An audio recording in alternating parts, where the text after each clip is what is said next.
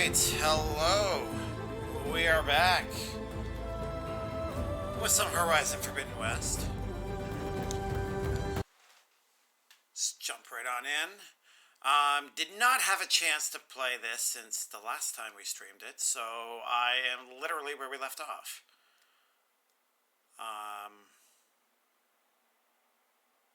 Not necessarily a bad thing, that just means I didn't get any of the side stuff done, that's all. Level 1, hello, boosh to you as well. How are you this evening? I did notice that the audio for the streams has been much lower than I thought, so I did spend some time messing around with that. You can't tell now because there's literally no sound. But, yeah, if it's too loud or if it's still too soft in volume, please let me know. I will adjust it accordingly. Good, just got home. Welcome back home. Were you busy throughout your day then? Yes, this is where we were. All the way over here. See, my original intent was to do some of the cauldrons that I had found.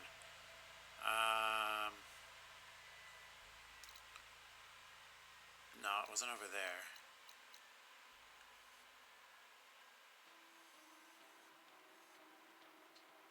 Well, there's one along this top part of the map anyways. I think I pointed them out before anyways.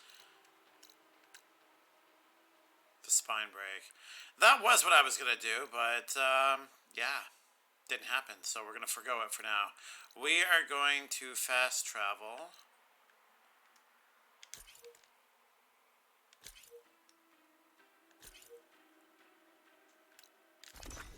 There we go. For a minute there, I couldn't figure out the buttons. Playing some Japanese Persona 5. Sounds exciting. Are you fluent in Japanese then? Or fluent enough, at least? Or do you just play it enough that you kind of know what you're doing and can... Nope? Okay. Isn't it like a really dialogue-heavy game, though? A franchise? Like, how... how do you play a game that you're not fluent in at all? You're at work, okay.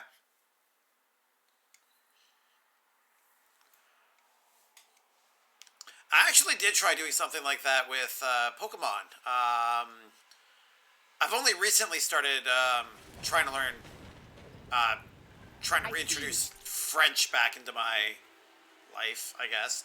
But back when I was heavy into learning various languages, I had changed the language of whatever Pokemon I was playing at the time. I think it was Y. Into French, and I was trying to play it that way to force myself to kind of become more exposed more to the French language, so I could, better acclimate myself to it. You're skipping it all. I've played it 2 times and some. Okay. I didn't play and finish Dragon Quest IV and FF7 in Japanese on stream.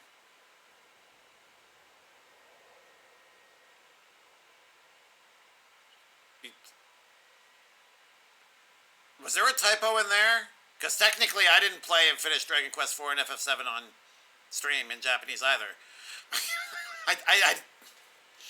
Japanese RE2 and Dark Souls doesn't count.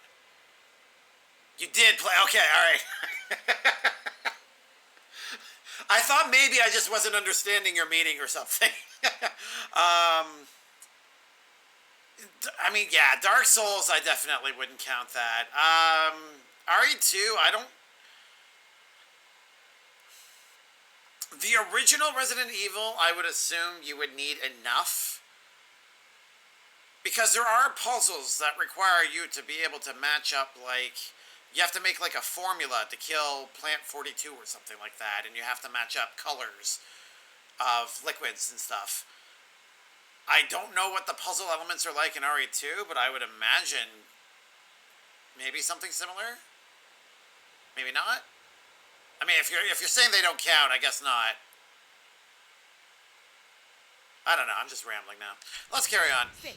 Please. If you walk by, you'll miss out on a good trade. Let's go this way. How is the volume, level 1? It still seems a little on the lighter side, actually. Let's bring this up a bit. There we go. I mean, we'll know once we hit, like, actual dialogue. Is it here? Yeah, it's here.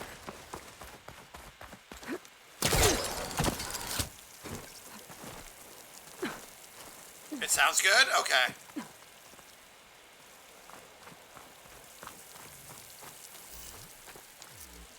Yeah, I uploaded... I was checking out something on the last VOD I had, and I noticed that the volume of the game was just really low. Like, you could tell it was there, but it was really low, and I'm like, why? So, I'm hoping that's not the case. I'm assuming... It's hard for me to check the volume as I'm streaming because I'm streaming. I don't know if volume, you know, if Twitch manipulates the volume in any way. I myself, my voice is loud enough on the VOD, so I'm assuming that the audio of the game is also the audio that you guys hear. Every now and then I use Google Translate or Wiki. Okay.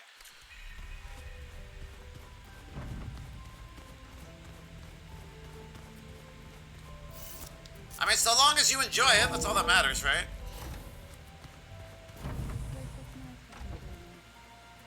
And dirt. Don't forget all that dirt we had to bring in. If we're going to go around trying to protect life, we should have more of it Sorry, around. give me a moment here. I think it looks nice.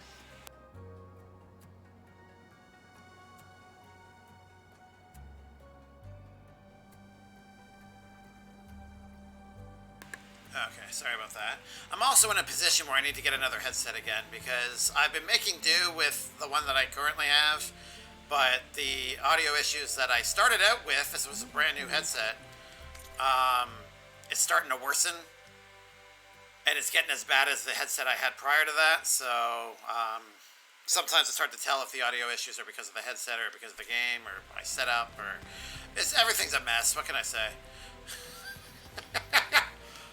Alright. So we did all the companion quests that I have available, right? Oh, I didn't even spend my skill points. We'll have to do that. I'm not worrying about that.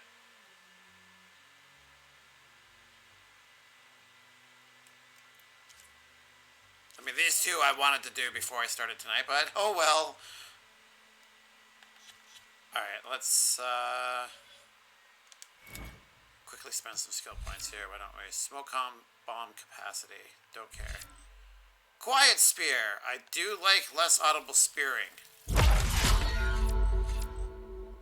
Stealth tear. Recover weapon stamina and earn additional valor when using silent strike. Sure.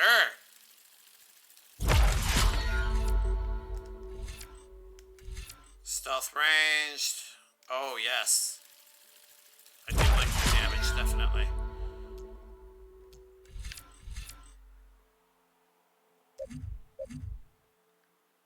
Alright, I only got 1 point left.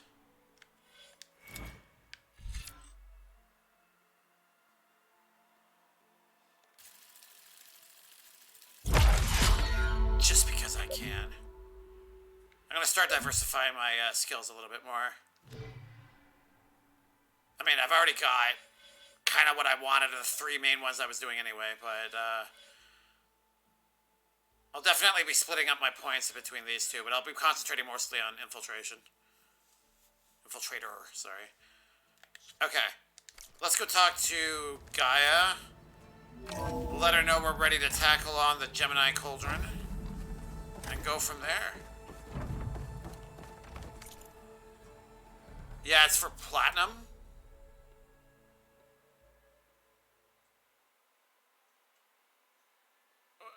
Sorry, what is?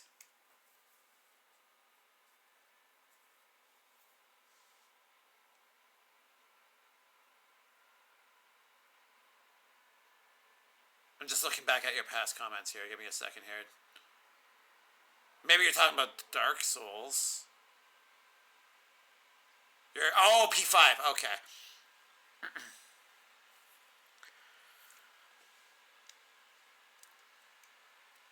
As I said, whatever you have fun with.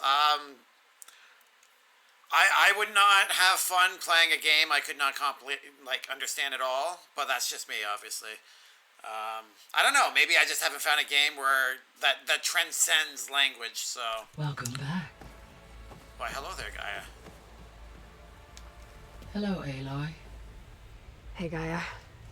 So, me and Beta, I guess you heard what happened. Yes. I am continuously impressed by the complexity of human relationships. Despite the unpleasant circumstances that... We're gonna pause it real... Oh. ...led to your... There. That was just a weird... Okay, so... I'm gonna redeem something. I've been trying to mess around with the redemptions as well, the volume specifically, to make sure that no one's ears get blown apart if they redeem something. So I'm gonna test it now. I can't test it off stream because the bot denies me unless I'm streaming. So I'm giving you the heads up now. If you want to turn down your volume, however you're hearing, especially if you're hearing it far, you could just do it yourself.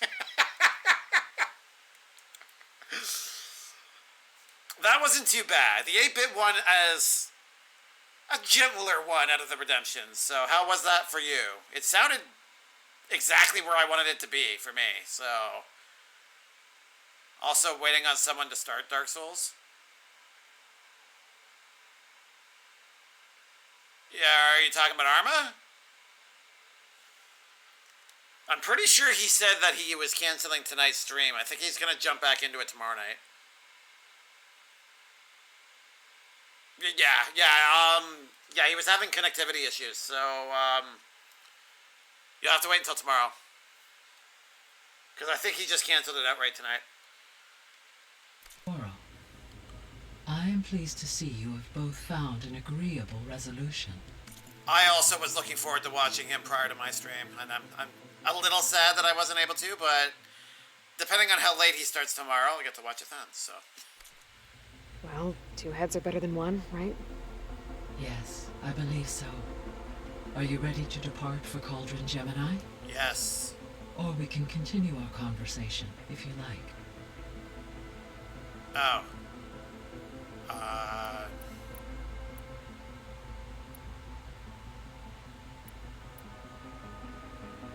Our progress. Our plan to capture Hephaestus hasn't changed, apparently. Beta.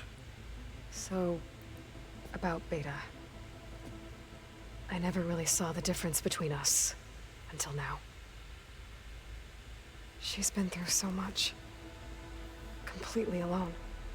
You have both endured many hardships. Different in almost every respect, yet equally remarkable. I like to think of you as 2 miracles, born of Elizabeth Sobek. 3, then. Let's not forget about you, Gaia. Not wrong.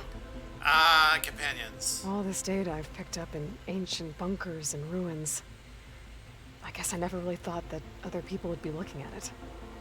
Based on my observations, your companions engage quite frequently with this material. Erend has asked on numerous occasions about birthday parties. He appears perplexed by the tradition of serving a sweet confection, as it conflicts with the Oseram tradition of serving sparkling stout ale. He also suggested we host a party for you, as a surprise. Yeah, no thanks. That is what I predicted. Oh, Aloy. Maybe she would just, if she was in the situation, be like, you know what? She's surrounded by friends who are just wanting to celebrate with her. No, she's definitely not the party type. Is Katalo getting along with everyone? Yes, though he prefers to spend most of the time alone. He appears to be collating data on war machine progression and significant battles during the Pharaoh Plague, to aid in the creation of a war map of Operation Enduring Victory. I believe he aims to study the tactics of old world warfare. I'd Smart. be interested in seeing that. It appears to be a private pastime for him. He has repeatedly declined my offers to assist his research. How's all of us settling in? As soon as she arrived, Alva was eager to study the data in the archive. Yeah. Treasure A particular trove. file soon caught her attention. Information about a machine assistant devoted to keeping living spaces neat and orderly. I informed her that once I am empowered with the abilities of Hephaestus, I may be able to design such a machine. I'm sure she'll like that. She'll have a Roomba. When I set out to find a way to bring you back, I never thought we'd be here, like this. Among friends. They have all come a long way with their improvised educations. Varl has suggested that one day we might extend this model to more tribal inhabitants, Yeah. once the biosphere has been stabilized. Yeah, that's not such a bad idea. As long as you're the one running the lessons. I mean, honestly, we're kind of creating our own little Apollo situation here, which is kind of cool to think about. See the status. So now that you have Ether, Demeter, and Poseidon, how's the biosphere looking? In the local region, conditions have improved. Superstorms have subsided, water sources have been purified, and soil conditions remediated. These improvements will stave off environmental collapse for a few additional months. Well, with luck, soon you'll have Hephaestus. Then you'll be able to fix the biosphere for good, right? Correct. I will be able to design and produce robotic agents to permanently reverse the environmental damage that has accumulated. We need that in real life. Alright, let's back out.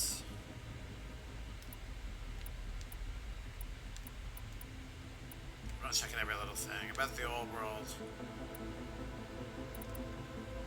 Got questions about this place, apparently. Let me check up here. But not really into P3 or 4. Don't like the art style and stuff. That's fair. Everyone's got their preferences. I think most people probably would prefer 5 anyways. Like, it seems the most robust. Apparently 4 was like, really good too, but yeah, it had a very distinct art style. 3 was the one that, like, that was the first time I ever heard about Persona, was with 3, and apparently that was, like, fantastic on the PS2, I believe it was. I actually own a copy myself with the intention to play it. Haven't even touched it. But it's there, it's on my shelf. There is a game that created the schedule RPG, but it's Japanese only. Would want to try it, though. I think that was why I never really looked at Persona. Like, I heard about the idea of going through, like, floors and, like, you amalgamate with spirits, I guess. I don't know what the personas are supposed to be on their own, but I know that your abilities derive from them. And that part was cool, but then I found out there's like another half to the game where it's like you go to school and you talk to people and you participate in extracurricular activities and you go to study hall, and it's like I don't care about any of that stuff. So that's why I never really looked into it. I'm sure if I played the game, it's all integrated very intelligently. I'm much more open to playing a game like that now than I probably was at the time. But, yeah, it didn't... The way it was described to me, I'm like... I was definitely not enthused by it, so...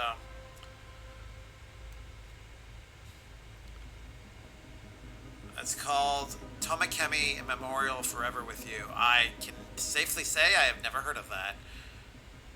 Um,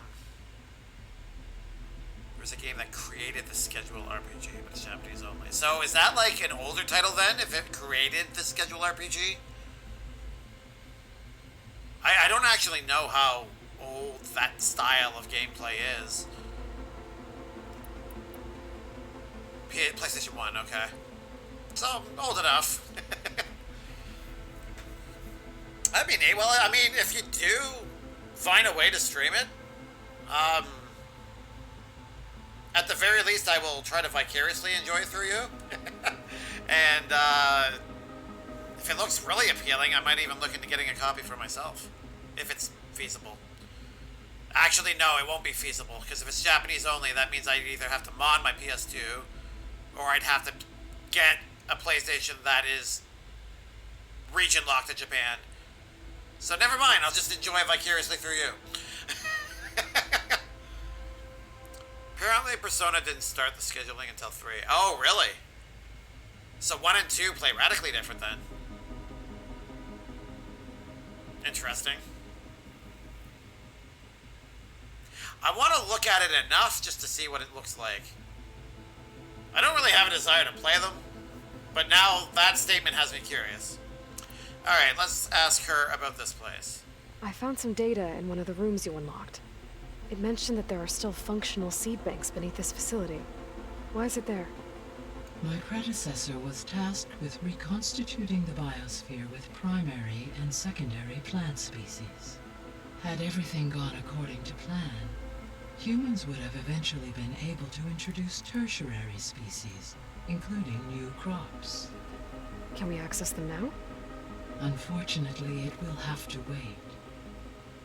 I require control over the machines in order to access and distribute the preserved seed stock. And for that we need a Festus. It's something to look into later then. What if it turned out Gaia was actually Hades putting on a persona of her own? That would be... I wouldn't like that at all. I hope they don't do anything like that. So what will happen to this place while we're at Gemini? All systems within this facility will continue to operate. As Minerva will no longer be masking this location, the facility will be exposed to detection. Though without my presence, it is unlikely to attract attention. Let's hope so. Old world discoveries. So the facility where I recovered Demeter used to be a Pharaoh agricultural research facility. It's where they created the biomass conversion system, but also adamantine wreath. Did Elizabeth know they were working on that? It is likely she was briefed on other efforts to combat the machine swarm, though her focus was devoted only to Zero Dawn. That makes sense. But they actually got the wreaths to work. If they've been able to deploy it against the Pharaoh plague in time... Using the data you recovered on the project, I ran several simulations and have concluded that it would never have worked. In all scenarios, the Pharaoh war machines would eventually hack and deactivate the wreaths before they could contain the swarm. So Zero Dawn really was the only solution. Dang. There was a lot of data in the greenhouse facility about agriculture. Do you think it'll help the Quen fix their homeland? I will run a query. Complete. The data contains information about novel crop production methods, which may be beneficial to the tribe in the long term. But new crops aren't going to save the world, so I guess it's on us. It is. We can do it! So I, found Thebes. What do you think Ted would have done if his life extension treatments had worked? It seems he convinced himself it was his duty to guide future humans. Yeah. Given the tribal nature of new humans, and his ability to use Omega clearance on the terraforming system, I imagine he would have convinced one or more tribes to worship him as their patriarchal deity. That sounds a little more... Okay. Yep, glad that didn't happen. Yeah. Definitely sounds like he was very power hungry. Aside from Gaia Prime and Thebes, there was one other underground facility that was sealed before the Pharaoh Plague reached it. Elysium. The place where Zero Dawn staff and their families went to live out their lives. Do you know what happened to it? Elysium was designed to provide life support for 100 years. My data indicates the facility went offline well before then. Did the Pharaoh Plague find them? Unknown. My connection to the facility was abruptly severed.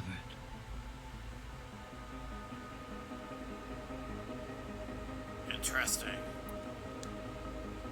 Alright, let's go to Gemini. Diversion, hello! Happy Saturday, how are you tonight?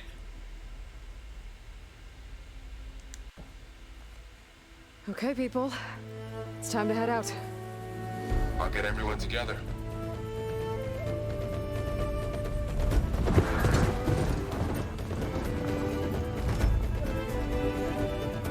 And now my bars are showing it's 10 too loud.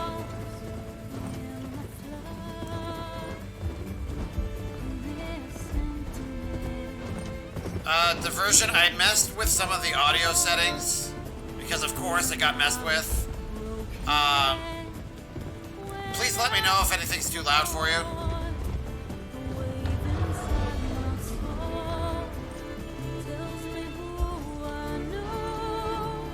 Later!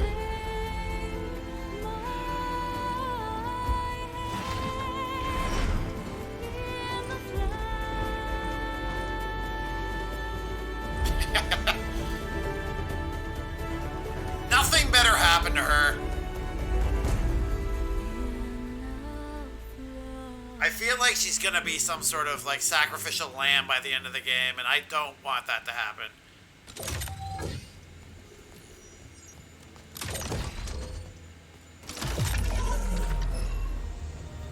All right, connections in place. Booting up. Beta, Aloy. I am fully installed on this core and ready to connect to the Cauldron network. It's good to hear your voice.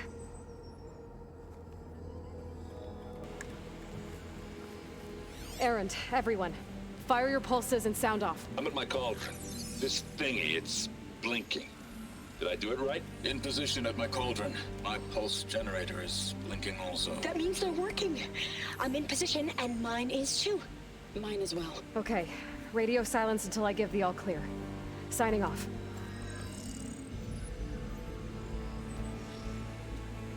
Gaia, let's cage the beast. Caging the beast. Connecting to the Cauldron network now. Elizabeth Sobek, Alpha Prime, activating Omega clearance.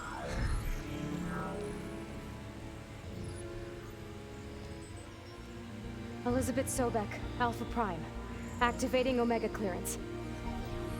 Clearance confirmed. Initiating containment sequence. Critical threat detected. Imperative escape containment. Applying countermeasures. Lock it down! Terminating external connections. It's working. It's got nowhere to go. Capture imminent. Initiate contingency 13F. Wait, what's that? Malware detected. Attempting to compensate.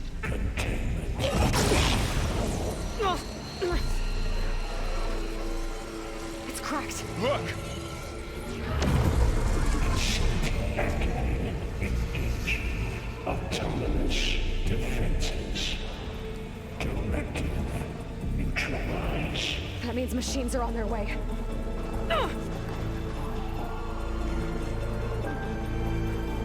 Get ready. Here they come. Oh, we knew it wasn't going to be smooth. Interesting. I'm pretty sure it was blue in Zero Dawn. It's interesting it's purple in this game. Good. Had a nice steak dinner with Tibbs. It was great. That's awesome. Nothing like a good steak dinner on a Saturday evening, right? So far it seems okay, but I'll try to pay attention. All right. It's not blowing anybody's ears apart. That's ultimately all I care about. You gotta let go off Disney Hollywood stories. Wait, what is that emote? Wow, that's terrifying. I'm pretty sure I say that every time you use it. Yeah, it was a combo of our V-Day dinner and my birthday dinner. Oh! Happy birthday? I don't know if you're celebrating early or if you already had your birthday, but whenever your birthday was, I hope you had a very happy birthday. It's from some music video. Oh, it's still terrifying. It's tomorrow, but yeah, celebrating today. Oh, nice. Is tomorrow going to be like a low-key day then, or do you have other plans as well? Are you going to have a birthday stream?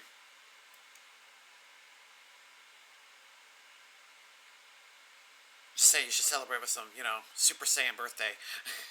Just going to watch the superb owl. No other plans. That's fair. That's fair. Nothing like watching the superb owl do its thing. Are you rooting for any kind of team, or are you just watching because it's there and why not? I don't actually know how big of a football fan you are. For'll stay here. Protect Beta. Got it. Be careful. Always.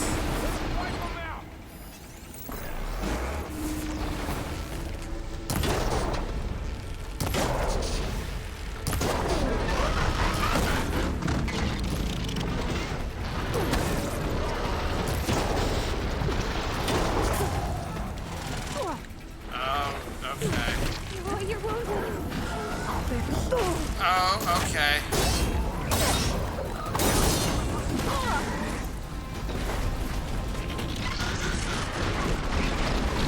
There we go.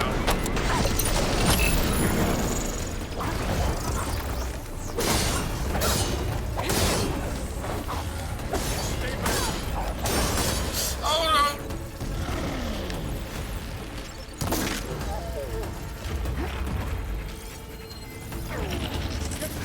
Corrosion.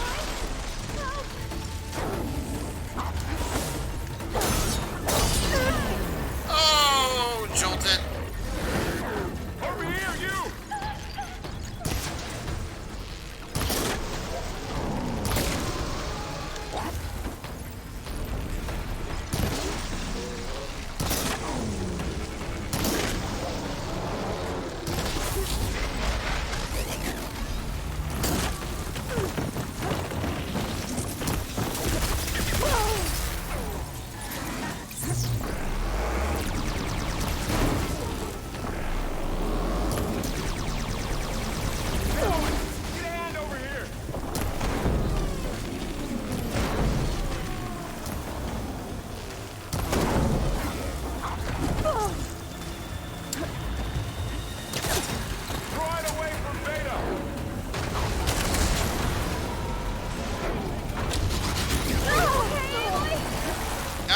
I'm getting slapped around.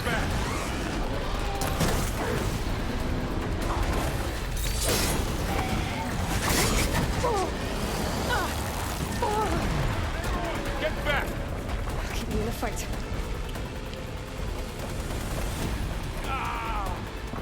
Come on, come on, come on, come on, come on.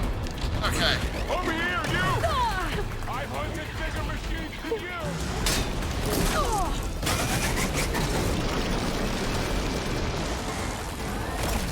Aloy, need a hand over here! Oh, you're wounded.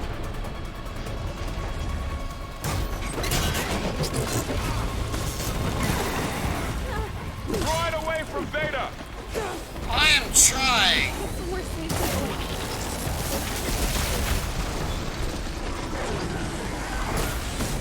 Stay back!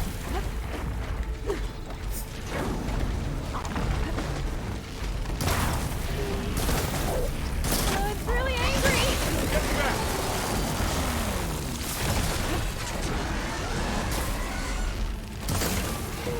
We're inactive.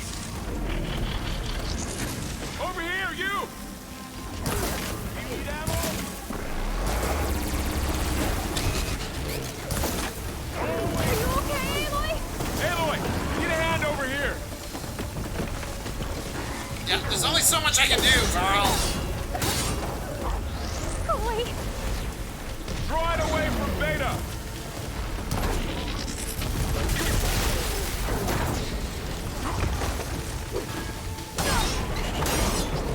Stay back.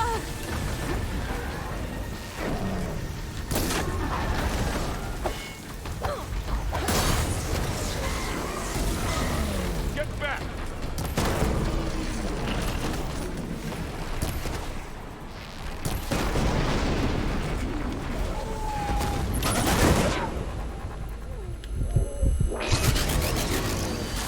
Over here, you!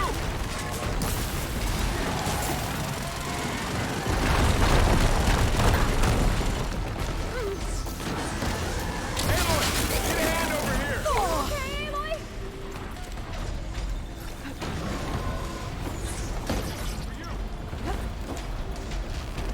Draw it away from Beta! Oh, you're wounded.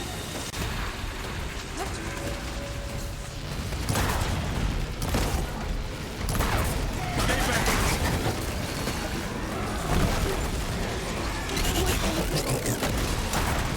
Oh god. No. Get back!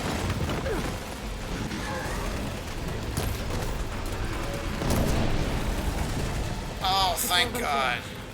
You two okay?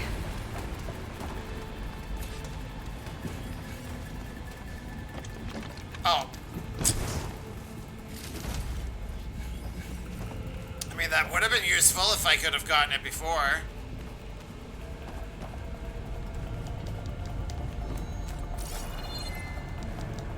I need that.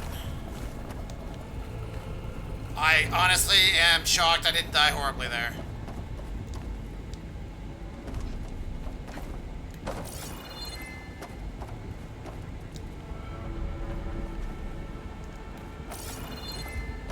Alright, we need to get to mushroom picking here.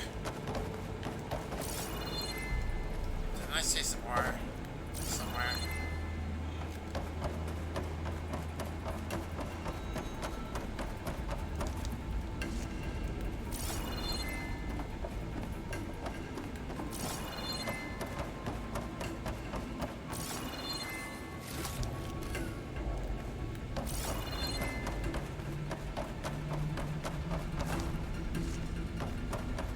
Alright, I feel a little better now.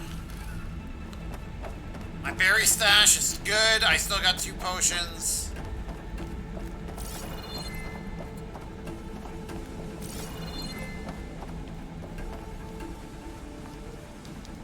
It's always good to have extra.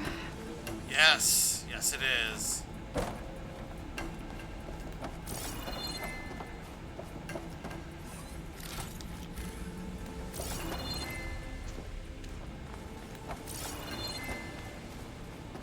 Okay. You two okay? Still breathing. Aloy, Hephaestus can't escape, but it must have fled. Deeper into the facility. I'll drive it back here. I'll get the cracked core fixed in the meantime. Keep her safe, Vol. On my life.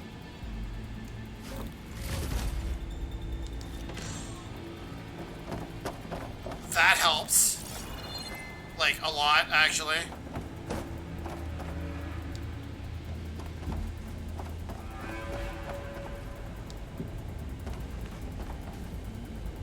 I'm not gonna pick up the Ravager Cannon now. Alright. Whoosh! Eagles, but not really a huge fan of football. I loosely follow it. Yeah, fair enough.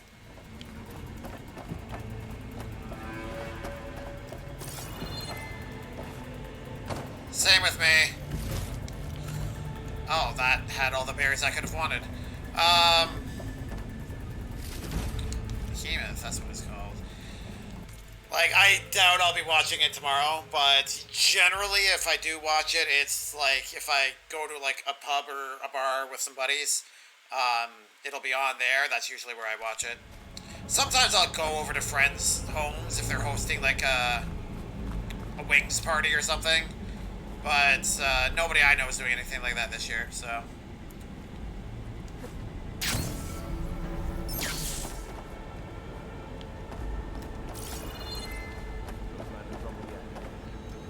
Guessing we go up. Okay, I gotta chase after Hephaestus. Force it out of wherever it's hiding. Make it retreat to the core.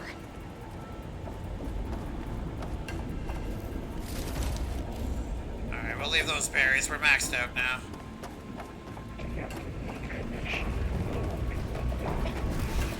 No, you don't, Hephaestus! I'll find another way over.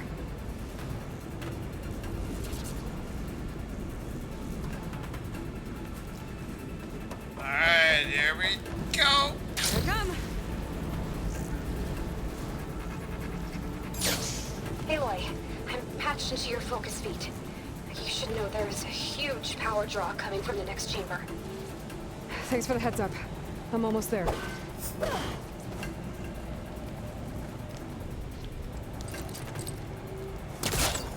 Oh, this is pullable. Okay, interesting.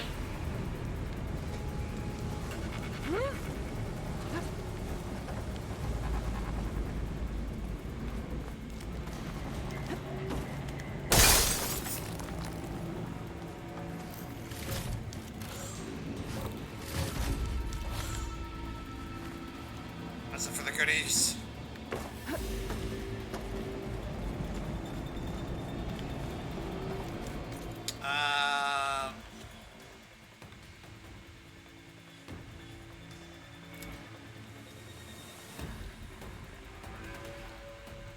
Actually, you know what? Oops.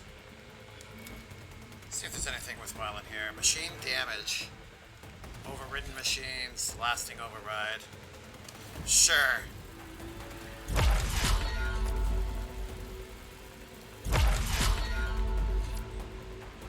Machine health. Move fat. Yes. Definitely.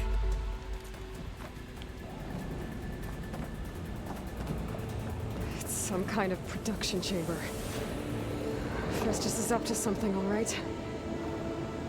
What kind of machine is it trying to build? I don't know, but I'm gonna shut it down. I bet those metal carriers will lead me to where it's getting materials from. I bet that's where Hephaestus is hiding too.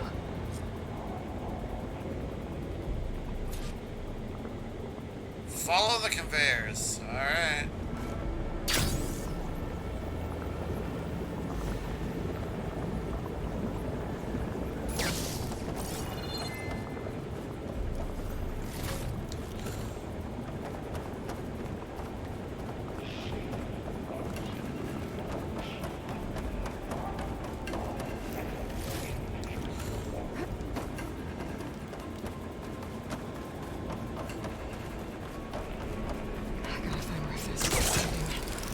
Looks like there are a couple of ways I could go. Defenses to materials made. Well, that doesn't sound good. Those machines are in a hurry.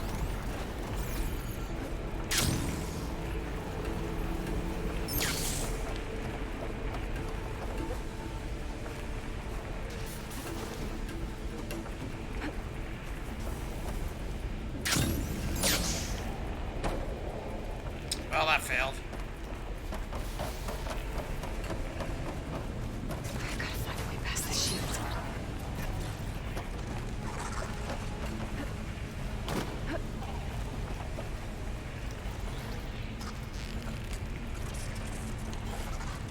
Can you come through?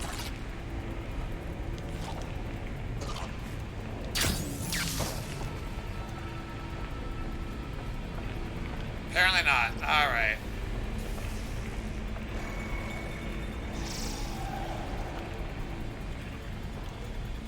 Maybe there's a way over the shield. Over? Ow.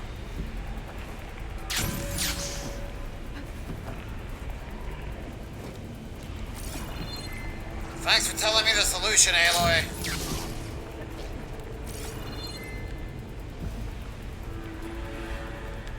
Should be able to catch a ride on one of those metal carriers. Yeah, I see it. There's an opening at the top of the shield.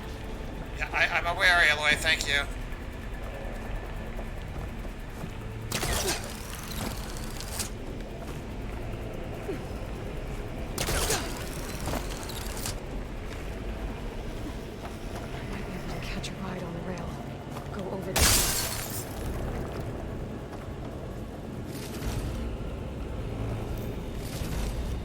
claiming all the goodies. Aloy, I've managed to rewire most of the components in the core, but the energy processor's cracked. Without a way to fabricate another, there's no way I can fix it. Okay, let me think. What if you bypass the processor? Connect it to the power node. I think that could work. I think it could.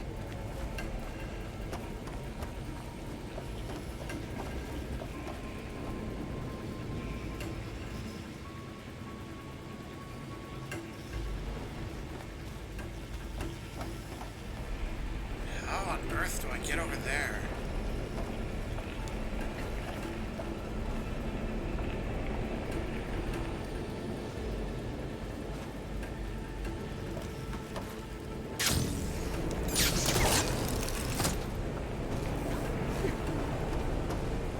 There we go.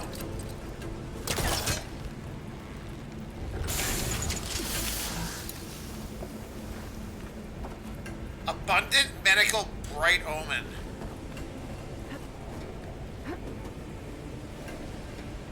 I mean, I noticed I was getting 4 instead of the usual 2. Wait. Yeah, I see you goodies.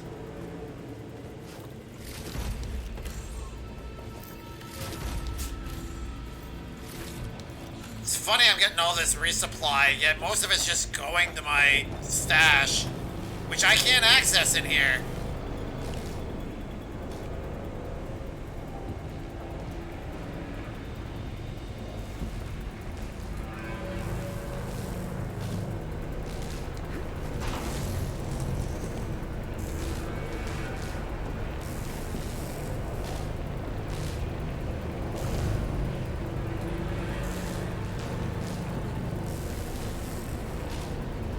Just a little longer. Okay. Try to fist us out of here. There should be a node you can override near the central platform.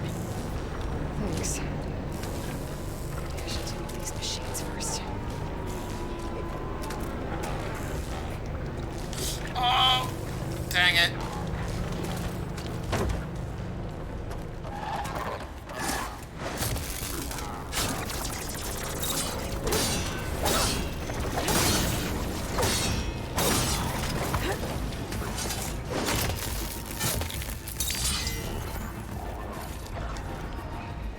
That was beautiful. That'll never happen again.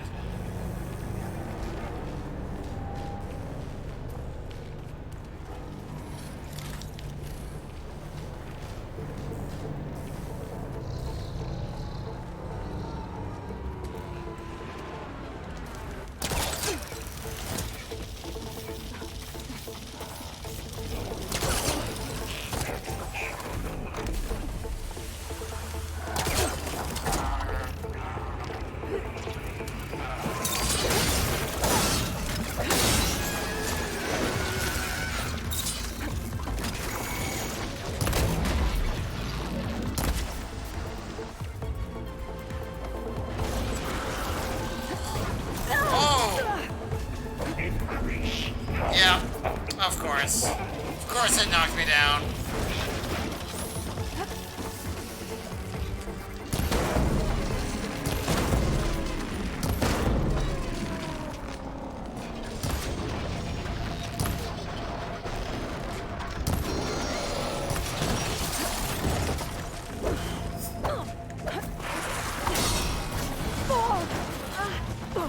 I'm not giving up.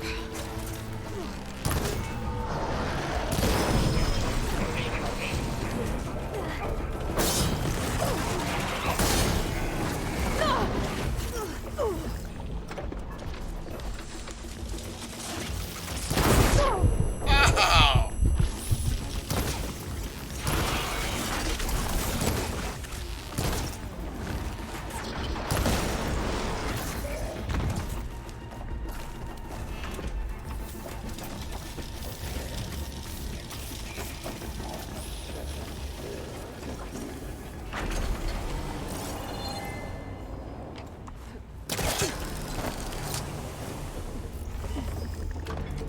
Alright, let's try that again.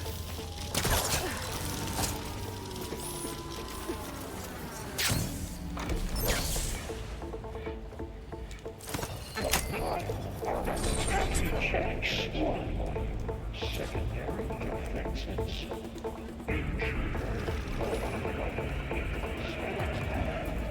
Oh, great. More machines on the way. Beta! Hephaestus has locked me out of the node. Any ideas? I'll see what I can do.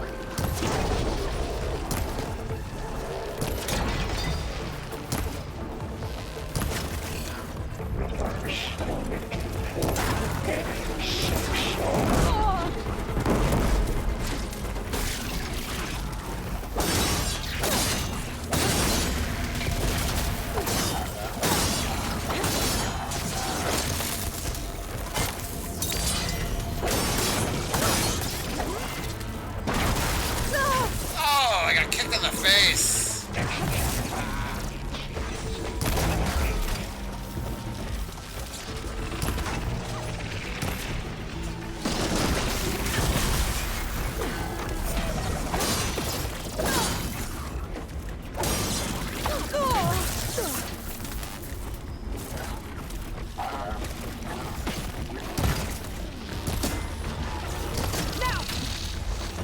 Run, run, run, run, run, run. Ow.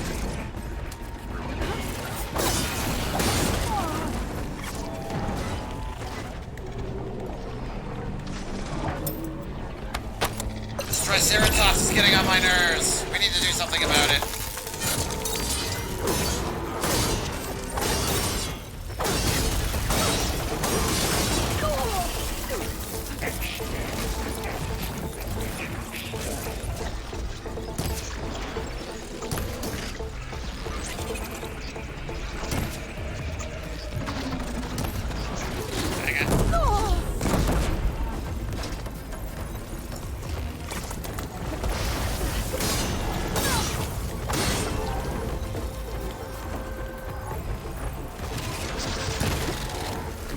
Yeah.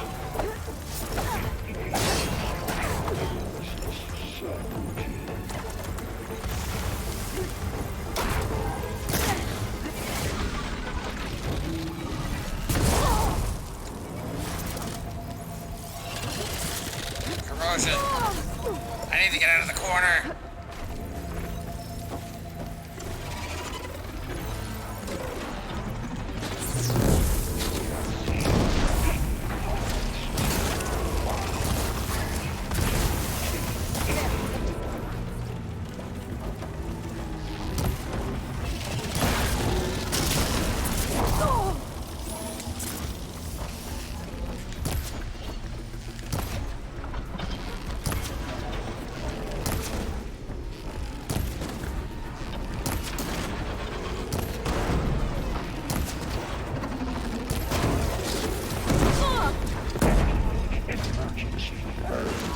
I got them all. There we go. I tapped into the core's network hub. I managed to disrupt Hephaestus' control of the node. You should be able to override it now. Nice. Thanks. Grimhorn. That's what it's called.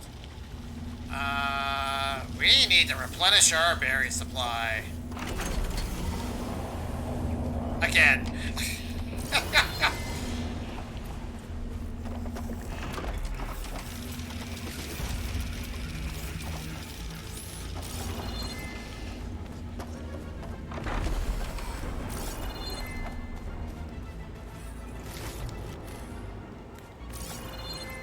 There we go.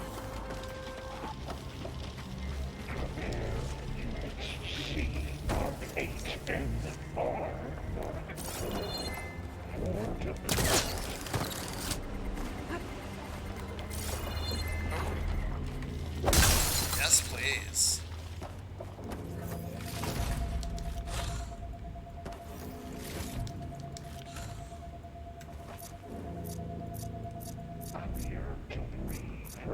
Materials well 403. Oh, I got a large. Alright, well, we'll stick with medium for now.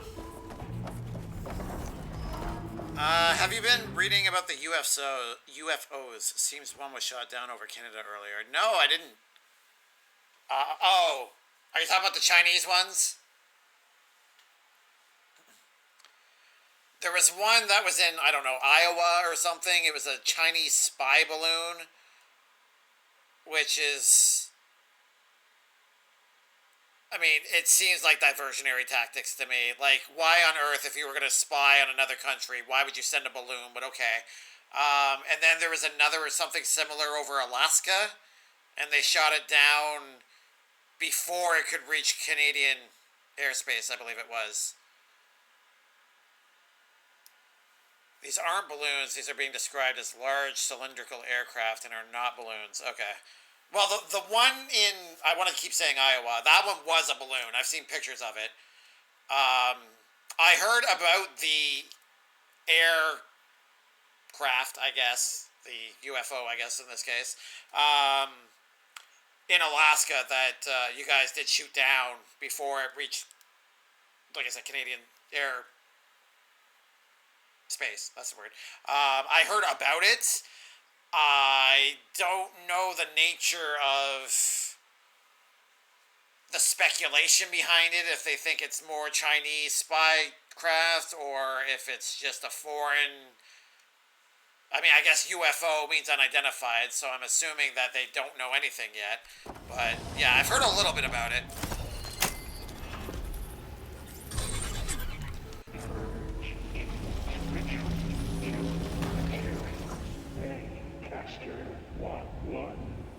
It sounds like it fled to another chamber.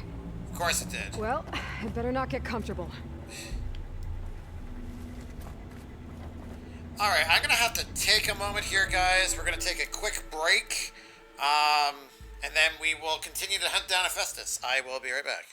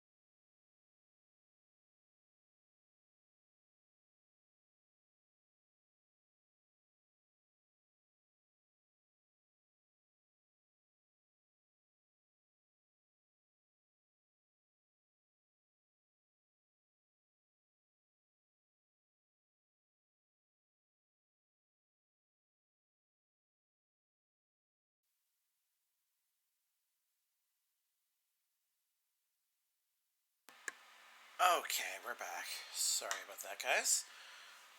This was Justin Trudeau had to ask NORAD to take it down. I can't seem to find where in Canada it was. Oh, maybe this is not. This isn't the one that came from a lot. Like, It didn't come from Alaska. It was flying over Alaska. That's the one I'm thinking of. Is it that one, or is this something separate, like completely separate? Because I know minimal information about the one that was going through Alaska. If anything else has come since then, I know nothing about that.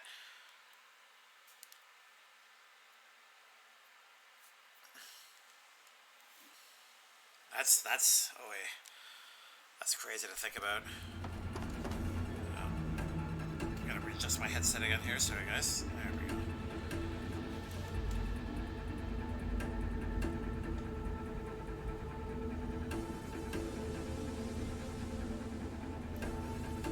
Okay. Assuming we have to head back this way.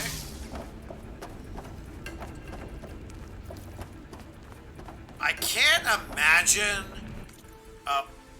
I had to do a double take at the one in Alaska. It was shot down and landed in a town called, check notes, come down.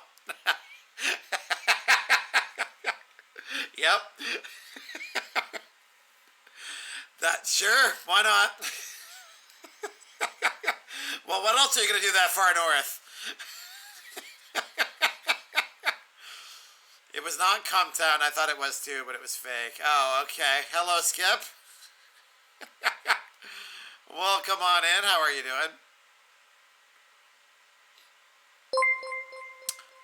Risa penis. Skip, you have put me in the red as stream boss, but you did not kill me, so thanks for the mercy. And thank you for the resub. 39 months. Still crazy. Thank you so much. How are you tonight? Stream boss isn't even visible? Yeah, it is. I've got 2 previews up and... Long, long,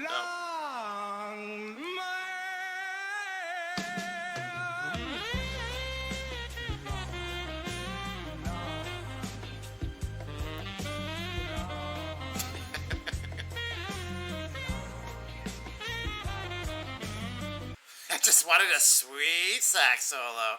Nothing wrong with that. Thank you for redeeming the long man. The long version. I'm going to have to turn it up a bit. So, Skip, I was telling the others earlier, I did have to play with the audio because I noticed in the last VOD that the game audio was significantly lower than it should be. Like, hard to hear low. So... I also had to compensate for that with the redemptions too. So that's probably why it sounded lower than usual. So I'm going to boost it back up a little bit.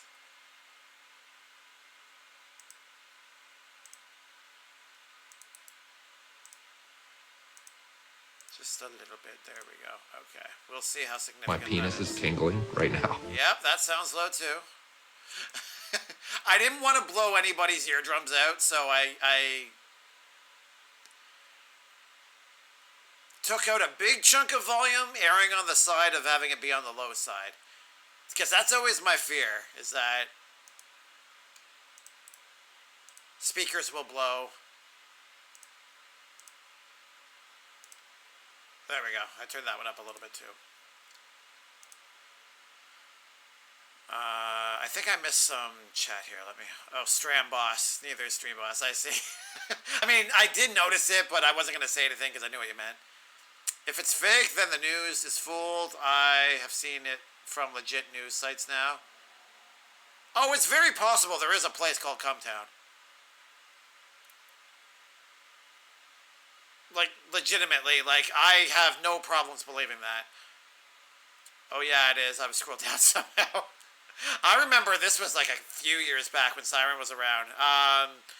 She had done that too. I think it was actually Stream Boss as well. She was saying that Stream Boss was missing, or part of the image was cut off for the stream. And I was going through everything trying to see what was wrong, and I couldn't figure it out. Eventually, she figured out that it was the same thing. She had accidentally scrolled down a little bit. We went down a rabbit hole about Cometown last night because of this. The news got fooled, I think. Ooh. I'm going to continue believing there are communists in Alaska. I felt very dirty saying that. There isn't, we looked. Okay. Like I said, I wouldn't be surprised. I genuinely believe that a town like that could exist. In fact, I'm a little shocked that it doesn't exist. I'm a little disappointed. Now I want it to. Fail safes overrunning. Great. Festus covered the floor with lightning. I gotta find a way over it. Oh, you'll be fine. Aloy, more machines keep coming. Please tell me you're getting close. I'm working on it. I've been smashing through a lot of machines on my side, too.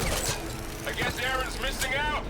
Anyway, I'm making progress on the bypass, but I need something to hold the cycling module together. Maybe a ligament from one of the machine carcasses? Right? Or some luminous braiding. And you could reinforce it with a conversion cylinder. For increased connectivity. I think we can do this, Aloy. Beta's beginning to believe. So, has any news come out about these? Are they drones then? Like, what are these objects? Dumb towns exist, but not Cumtown. At least not in North America. Like, how far in the rabbit hole did you go? Like, did you look around the world? They are tingling peni. Oh, God. Not anywhere, okay. Burnt me. Again, disappointing.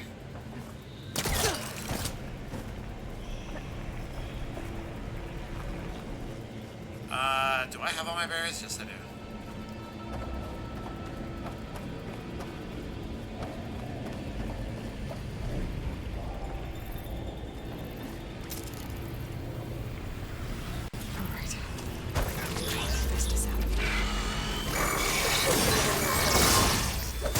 Got it.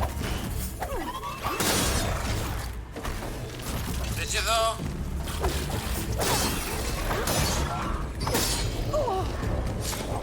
Stabby, stabby. Owie.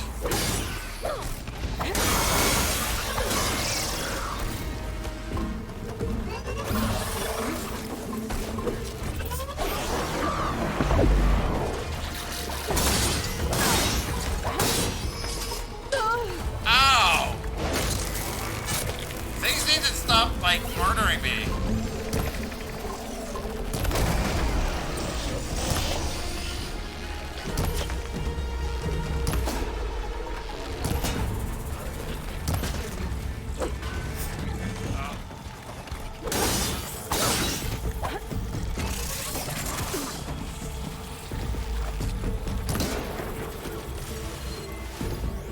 Fire and whatever that is.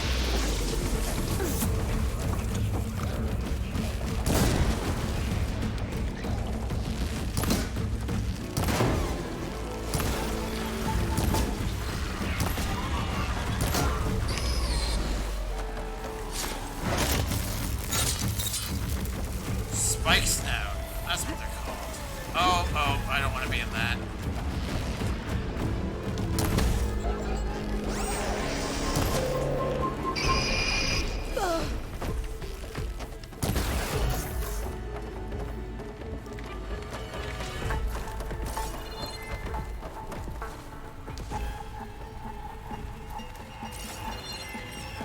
So many berries.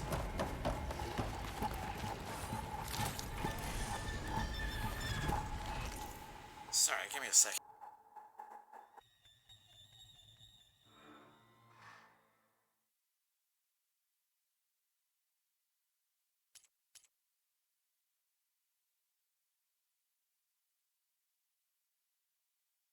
Okay, sorry.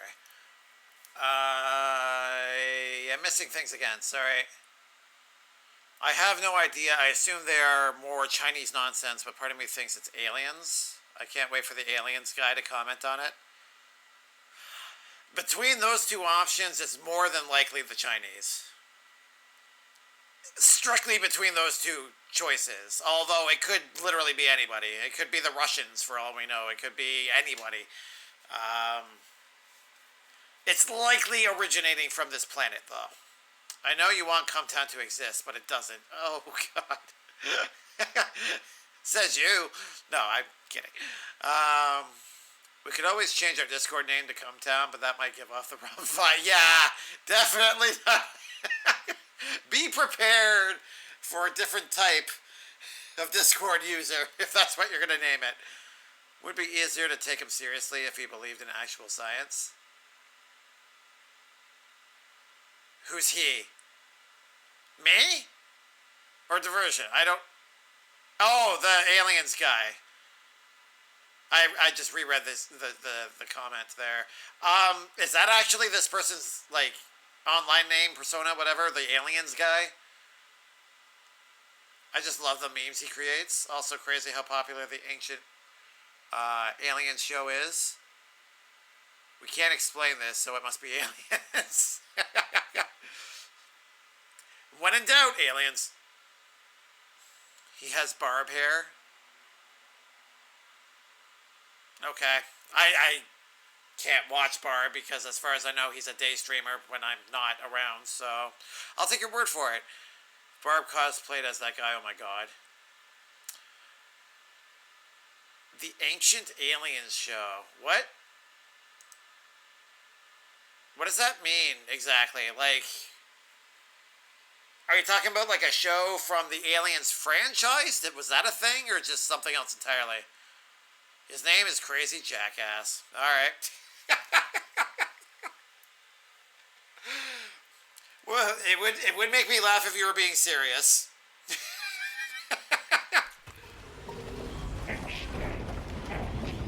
Just embrace it.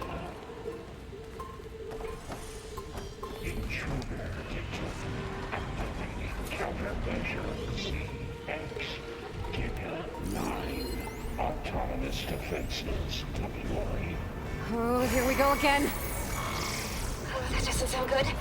I'll try to get your access back. Nice. Engage manufacturing cycle X.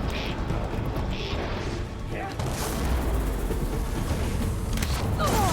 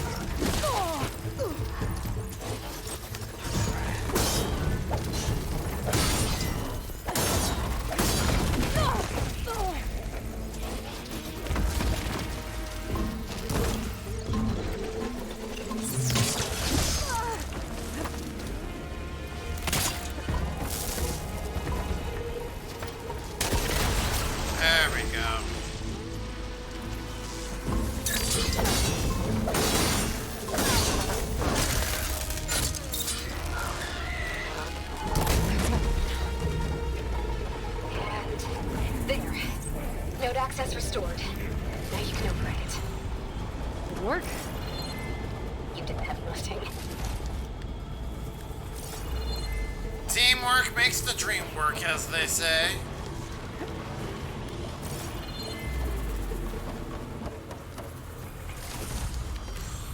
Alright, give me some goodies.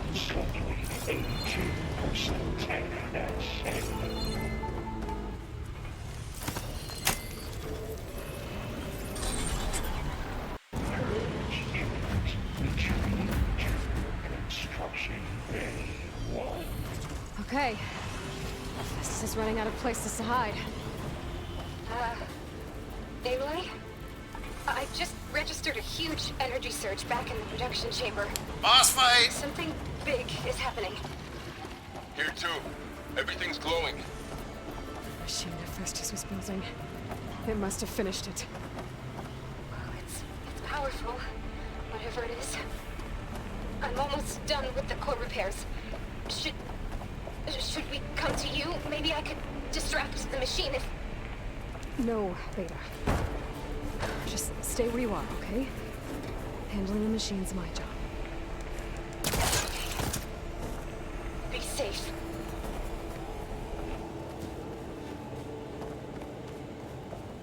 Intruder target. Capture, repair, Cauldron Tower. Infiltrate Cauldron. Usurped Cauldron maneuver. You are in. Skip! Thank you for the 200 biddies. And welcome back to Stream Boss. Give me that boss. The boss is yours. I'm thinking about enabling text-to-speech. I've been looking through the different extensions that are available, and once I figure out how I can safely moderate with it, because I don't want computer AI voice saying very naughty words, I might try to go ahead with it. Once I figure out how to make that work, though.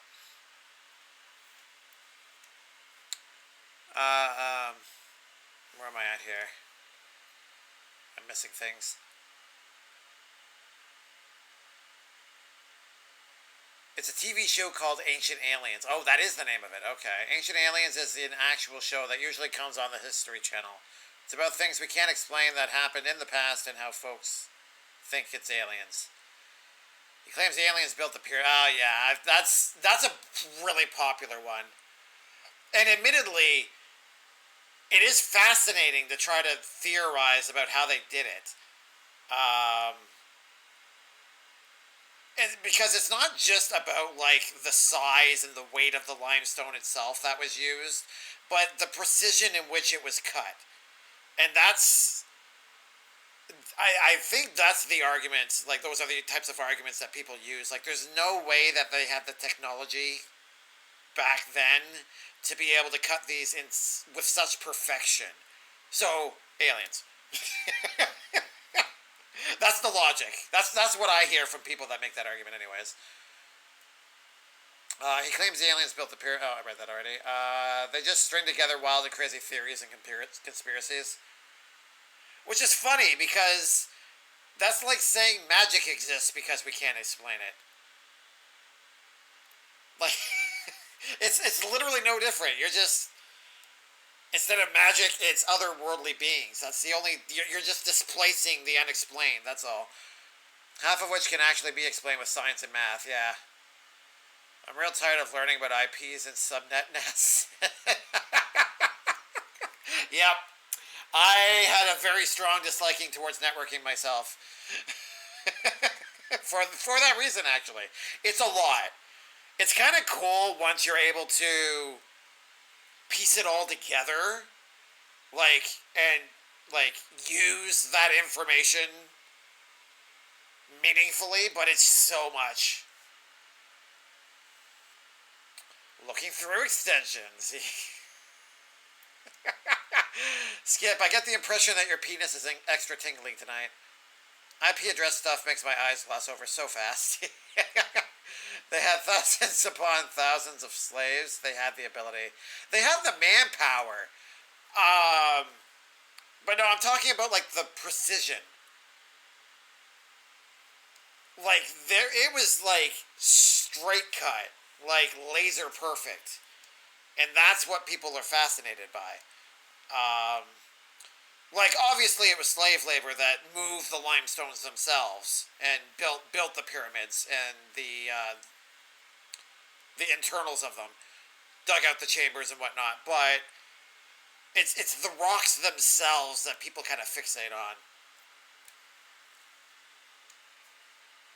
I don't hate it yet. I think I'm getting it, but holy shit, it's like my brain got hit with a truck. For the sheer amount of it, yeah. Yeah. It's one of those things, too. Hopefully they'll kind of, in a nice way, like, just drive it home. Like, it's very much one of those things that they kind of have to repeat over and over again. And eventually it kind of becomes instinctual, like... You use that information reflexively instead of, like, having to memorize a textbook before you can do anything with it. I had to replay and reread over and over again. Yeah. Yeah, same here. I don't think there's any way around it. It's almost like studying, like, law or tax law. There's just a lot of volume of crap you need to know, and there's no way around it. You just need to figure out how to contain that. I assume anybody with an eidetic memory must find it easier. Not necessarily love, but find it so much easier than the rest of us. And I went to outside sources to try to learn too. Well, that's good. Trying to, approach it from different angles is definitely not a bad thing. Violation, but no war. Am I going? I guess I'm going the right way. Doesn't seem like I'm going the right way. Oh yeah, big giant glowy orb.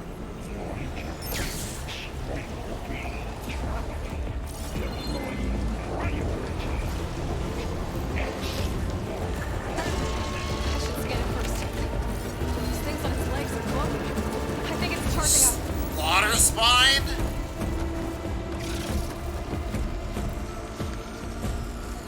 Need to reload.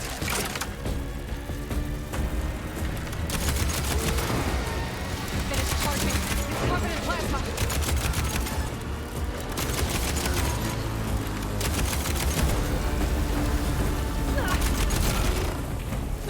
He got plasma on me. It's gonna explode any second.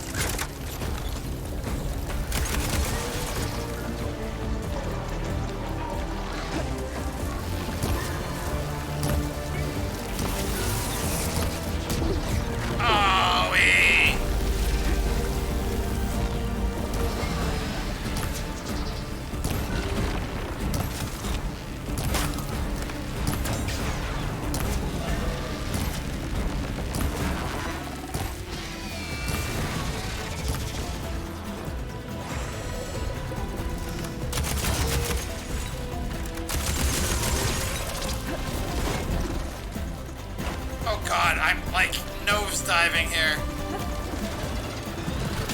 Ow. I need to get away.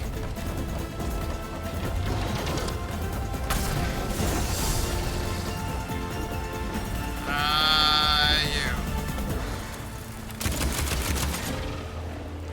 It's charging up again. Oh, it's out of range.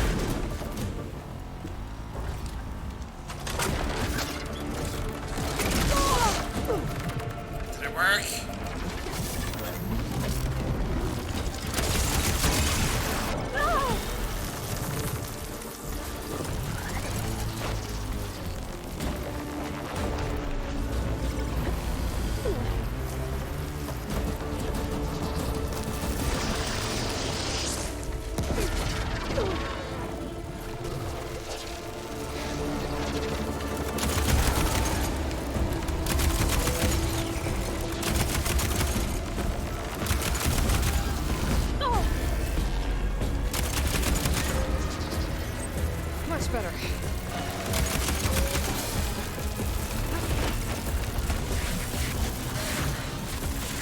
Oh god, I'm gonna get slapped again.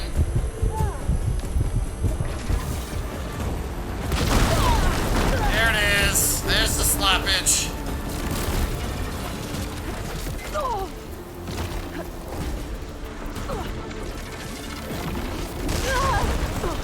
I need to get out of here, jeez.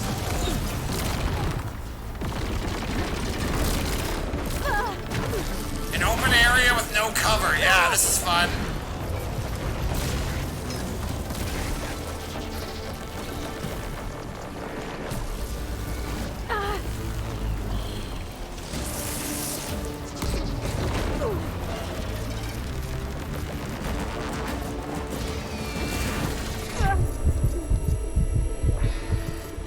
Good. Better.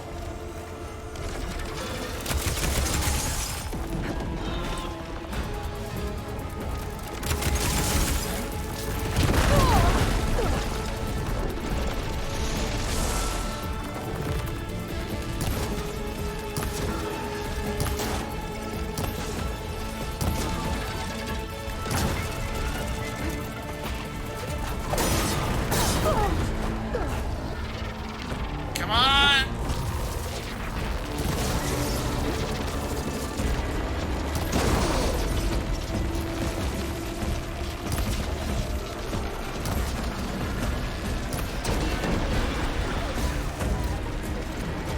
It's done. Oh, There should be one more note to override. Good. Stand by. give me all your I'm crap. sending Hephaestus back to you. I had no more health resources. Like, that was...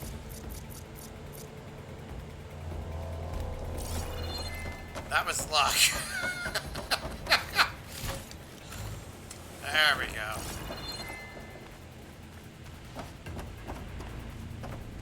Oh, it's on the other side.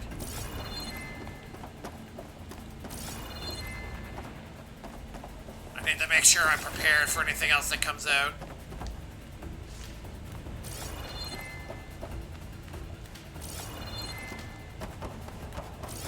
Just in case. There we go. Alright, let's do this.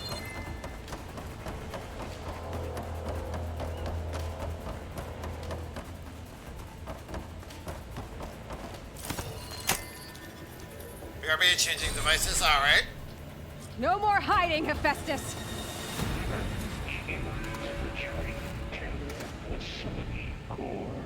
Got it! Hephaestus is back in the core! Make sure it stays there. I'm heading back. And then we can start the merge. Because of you, Beta. I'm glad you came along. And you, Varl. We couldn't have done any of this without you. Right back at you, Aloy. We survived! Thank God for this weapon. That's all I can say.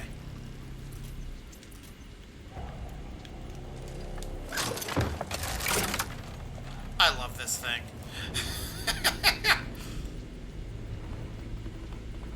Alright. Where am I going?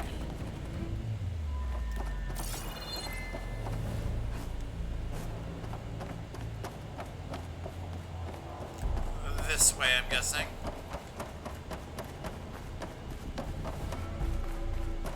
Do we not want to try to check in with the others? Make sure, you know, they're alive? So, or Erend? Katalo? Oh, and I think, Alva came too.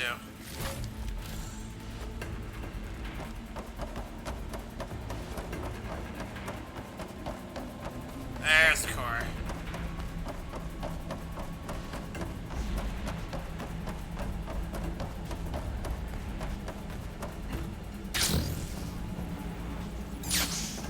Aloy, the bypass is done. I can't talk to Varl. The core is stable. Hephaestus is 100% contained. And we better get started with the merge. It's all set. Gaia, establish the link, please. Done.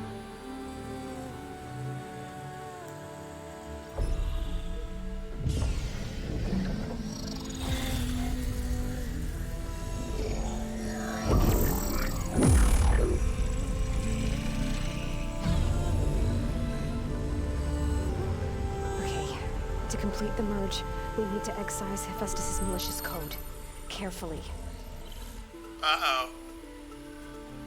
Is this gonna require a minigame on my part, or is it gonna just be part of the cinematic?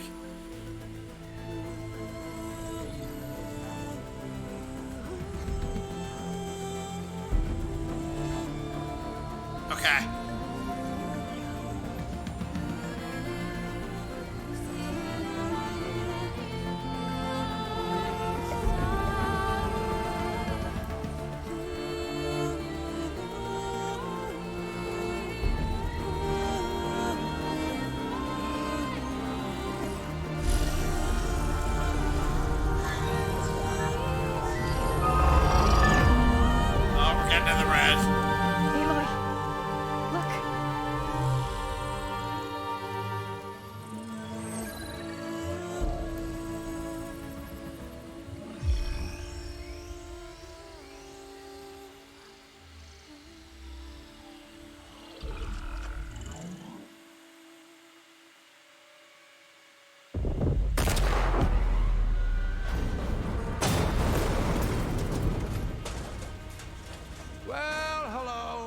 redundant copy.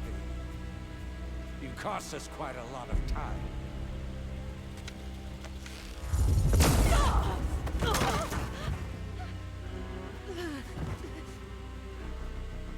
Eric, get Beta. And squash that bug while you're at it.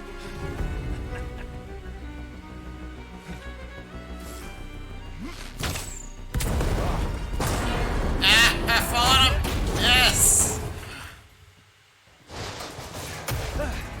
Ah!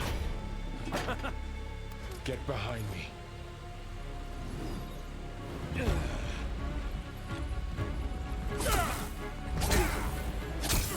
Come on! Quit screwing around. Yeah, we're having fun, right?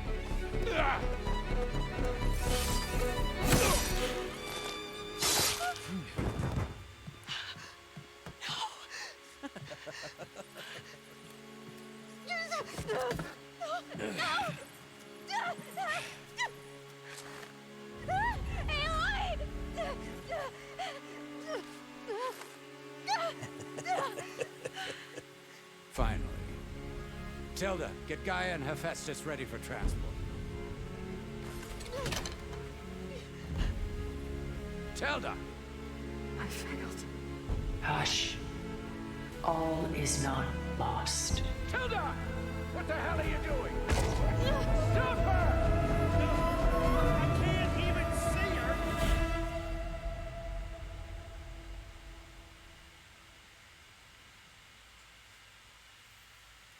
So she was the only one that bonded with Beta.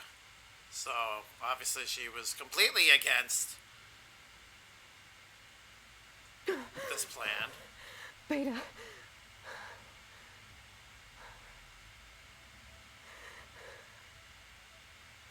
Varl.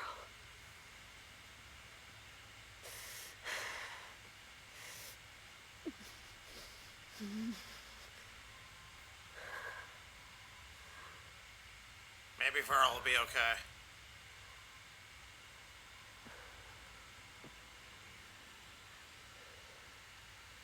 Where am I? Ah, you're awake. You took quite a hit when Gerard attacked you. I imagine you must still be in a great deal of pain. I can assure you that we are safe. The others can't detect us here. You mean the other Zeniths? You must be Tilda. I wasn't sure if Beta would have told you about me. Where is she? Alive. And while she isn't where she wants to be, not in urgent danger. We must discuss how to get her back, of course, after you've shaking off the cobwebs. When you're ready, take the stairs down the hall and come see me. In the meantime, I'll make breakfast. Breakfast. Okay.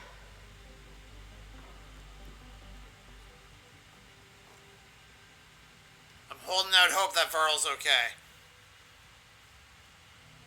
Or at least still alive.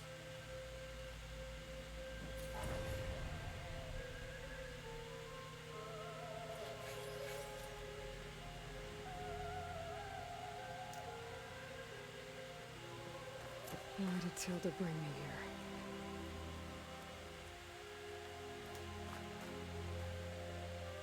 Tilda upstairs. Okay. Skill points.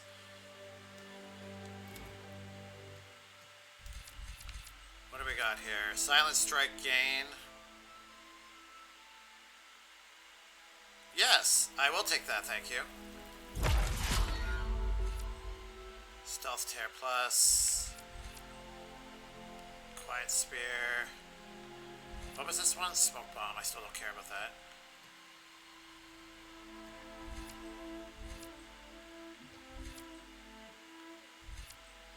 Silent strike heal.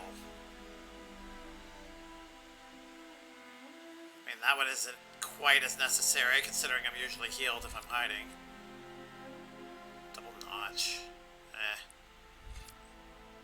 Brace shot. Fire a powerful shot from a kneeling position that explodes on impact. Use up to 3 arrows or blah blah blah blah. It is a weapon technique, okay.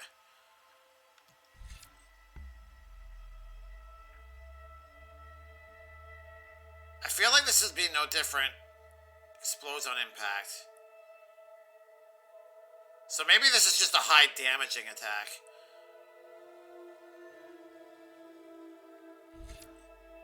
Alright, we'll get it next time. We're not going to worry about it quite yet.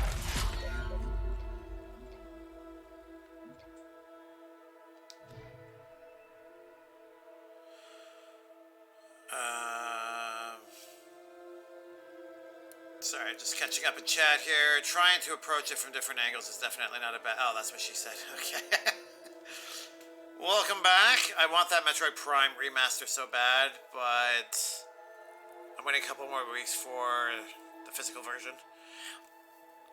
I gotta be honest, I've been a bad panda. I haven't watched the Nintendo Direct. So I don't know what came of it. I knew there was something Prime related. I thought it might have been 4. I guess it's a Metroid Prime remaster.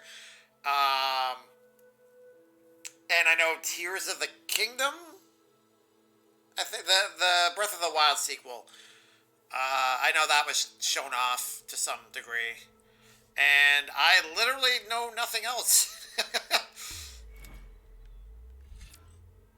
Machine health, sure.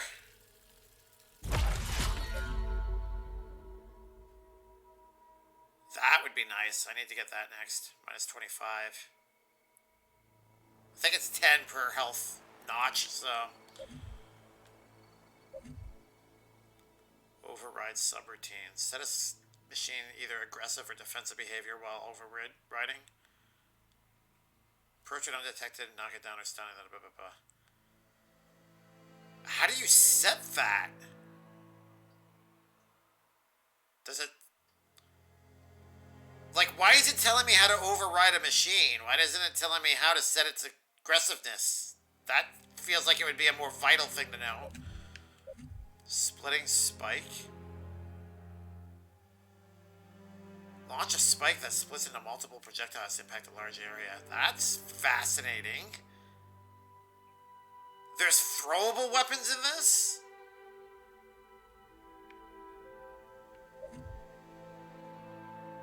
I guess I thought this... Okay, I did not know there was a javelin style thing. Not that I intend on using it. It seems counterintuitive. Why is this one?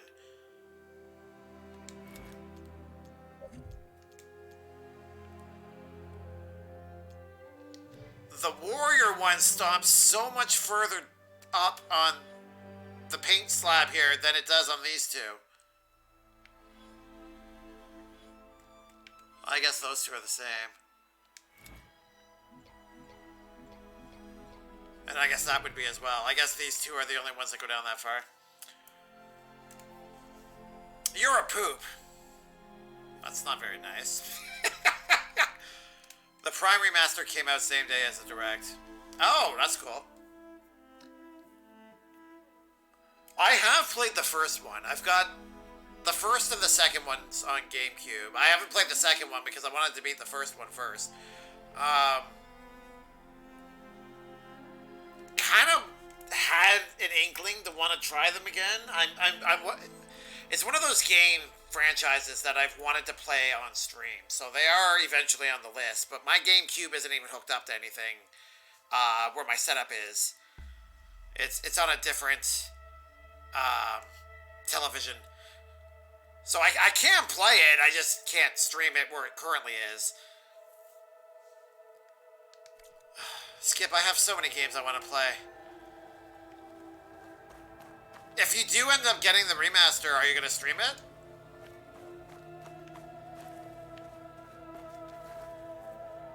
I would love to relive that. It is a great game. I don't remember why I didn't finish it. I think I got distracted by something shiny. What's over here? What's all this for? Some kind of survival bunker? Just a bathroom. You are gonna stream it. Nice. What is this? Just a few favorites from my collection. Rescued and stored here just before I went off-world. Take a look, if you like. I'm curious to hear your impressions. My friend is dead. Beta and Gaia are gone, and you want me to look at old paintings? Don't be so quick to dismiss the comfort we can find in art, or the insight we might gain.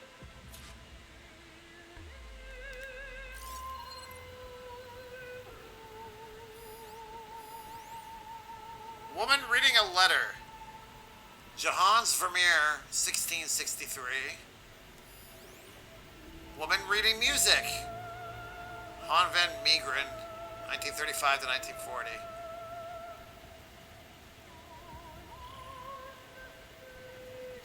I'm assuming that's the era in which the painting was created, because otherwise the implication is that the artist was 5 years old.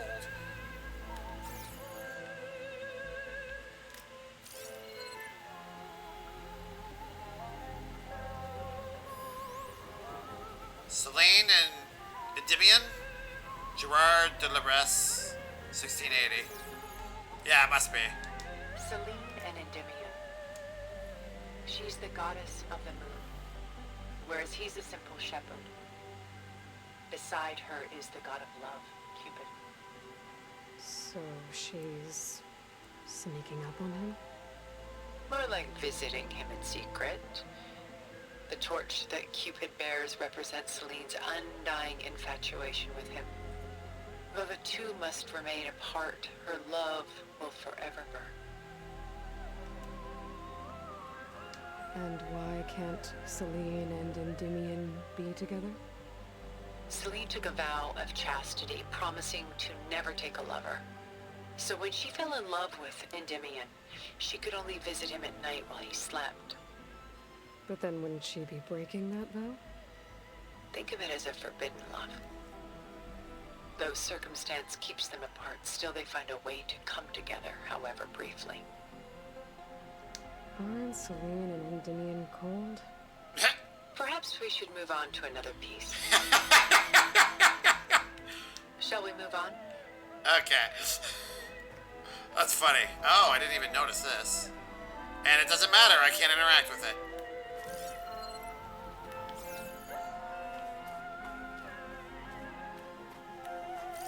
Spread of the wall.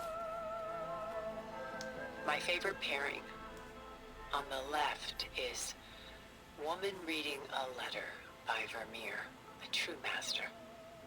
And on the right is a forgery, Woman Reading Music, which fooled experts into believing it was a priceless original.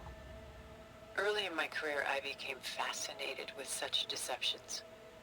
Eventually, I developed scanning software that could detect fakes with unparalleled accuracy. Is that how you made enough money to buy your way onto the Odyssey? Oh no. I made my real fortune later. Why do you keep the forgery? I've always enjoyed studying the two side by side. Both painters capture light, color, and perspective. But what makes one a masterpiece and the other simply an imitation? The forgery looks... sharper? Good eye. The details are crisp. The contrast bold. It tells us more, and yet we feel less. What's in the letter? Who can say? What does the painting tell you? She's... concerned. Whatever's written in the letter troubles her. A burden she can't put down.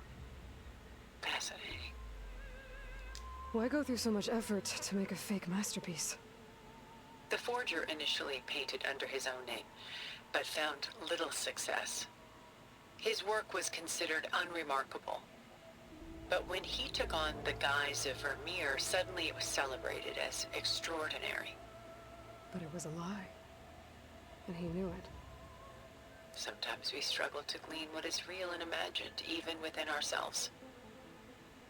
The irony of these two is that Vermeer died in obscurity. He had no idea his work would become some of the most precious, most copied, most preserved pieces in all history. I wonder how much of that is true in the real world. I know nothing of the art world. I think I might have heard the name at some point, maybe.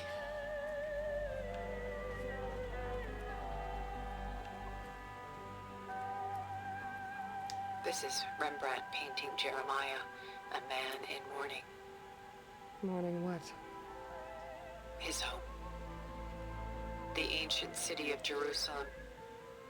He foresaw its impending doom, but could do nothing to prevent it.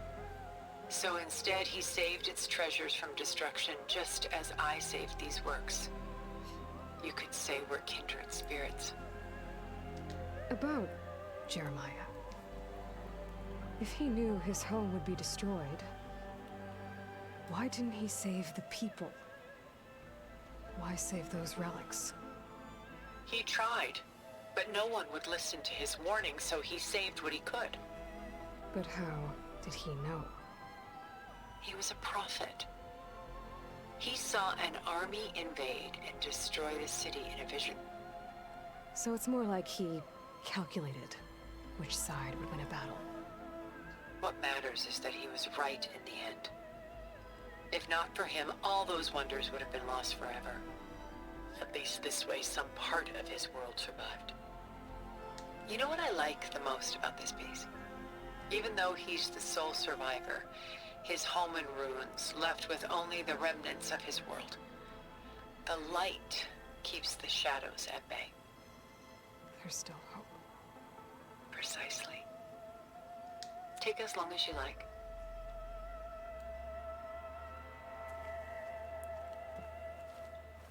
The voice acting in this part is very, very good.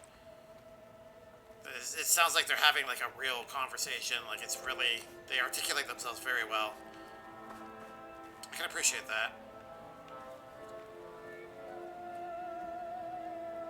Rembrandt's The Night Watch, by far the most famous painting my homeland ever produced.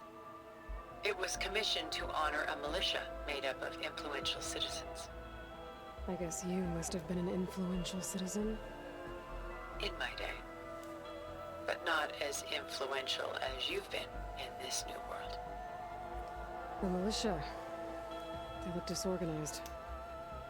Where others painted such scenes in a stiff and stationary manner, Rembrandt chose to show them in action, preparing to march. He wanted them to feel alive. You can almost hear the commotion. Who's the girl in the painting? She's a strange one, isn't she? Bathed in light, though no one is paying attention to her. Many believe she's a symbol of the militia. A physical manifestation of their spirit, if you will. She's not real? What's real in a painting? She's meant to represent the militia's virtue and victory. But I like to think they underestimate her. She looks as if she's seen something. What does she know? What secrets does she keep? There's so much detail to take in, isn't there? Alright, one more. A portrait of the painter, Rembrandt's son Titus, depicted in the habit of a monk. I don't get it. Why would someone like you, with infinite resources, care about this painting of a boy in a hood? It's not the image itself, but the feeling it conveys. The face is bright and defined, but his eyes are downcast, heavy with misfortune. And the background seems to swallow all light. The painting is infused with a sense of loss. I guess I understand how the painter feels. Works of art such as these can often cause us to look inwards at our own lives. I'm sorry about your friend. Had I been able to intervene, I would have. But the risk of losing you as well was too great. Everything went by in a blur.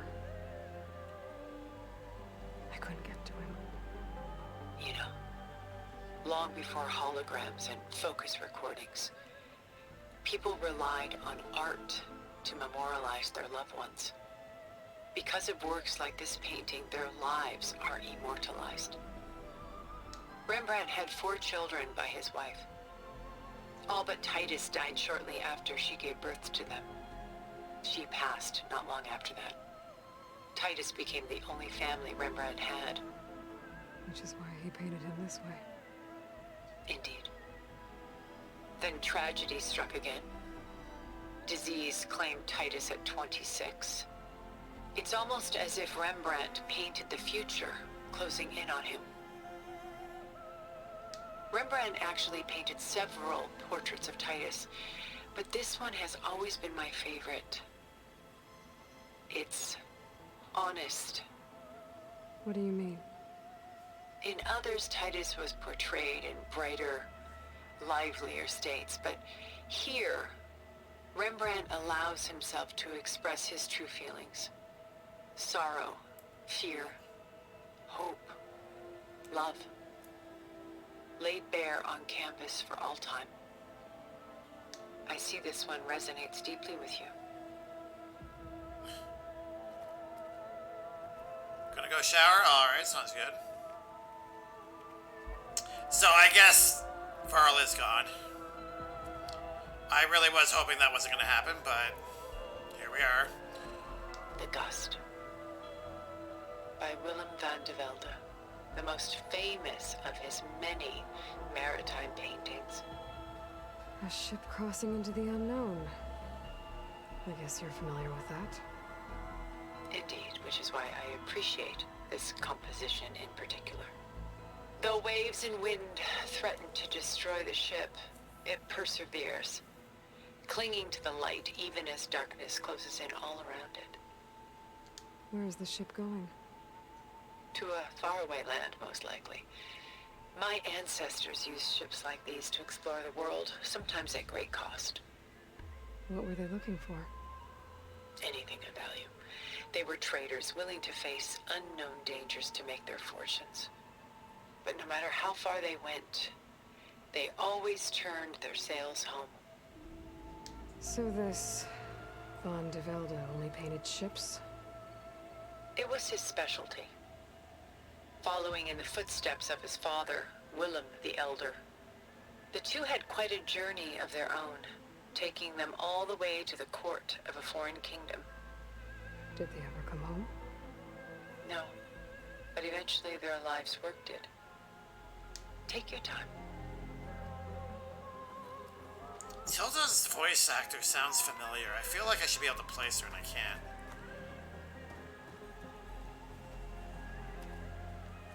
Stunning, isn't it?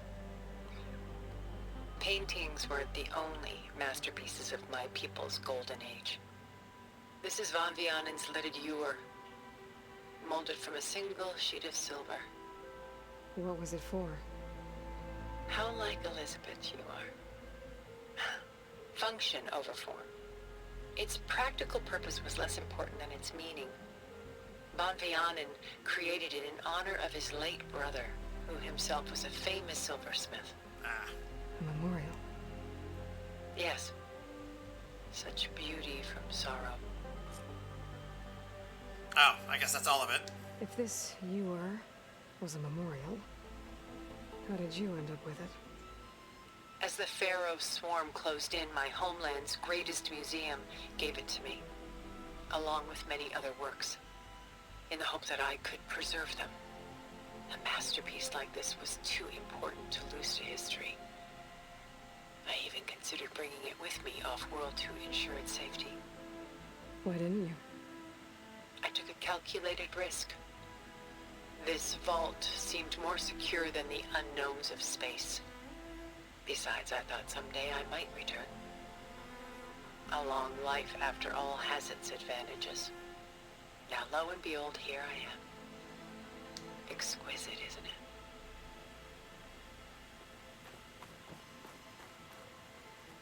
Or not. A lot of weight on his shoulders. I don't know.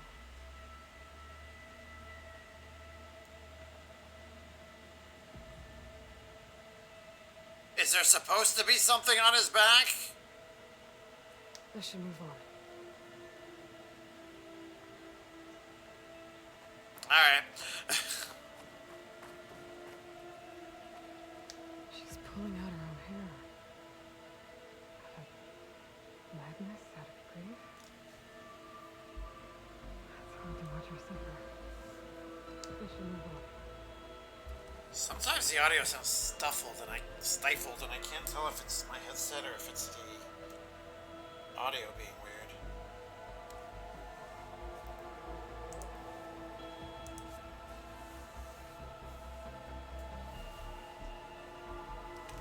Okay, sorry.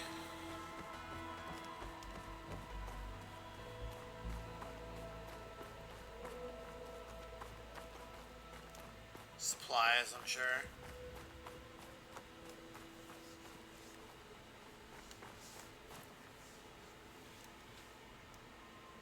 I cannot get my headset to behave tonight. Alright.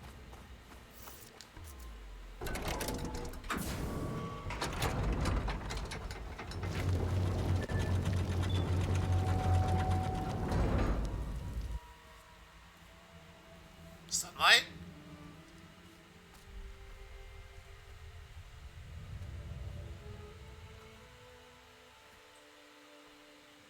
There you are. Feeling better? How did you find us? At the Cauldron? And what did you do to everyone right before I passed out? All business, I see. Well, suffice it to say we were keeping a very close eye on Hephaestus, knowing we would need it at some point. Your ruse didn't fool us, and as for my little trick, it was an overload of the senses, accompanied by an energy discharge. Gerard and Eric were only momentarily disoriented due to their shields, but it rendered you unconscious while I got you out. Perhaps some breakfast might steady you a bit?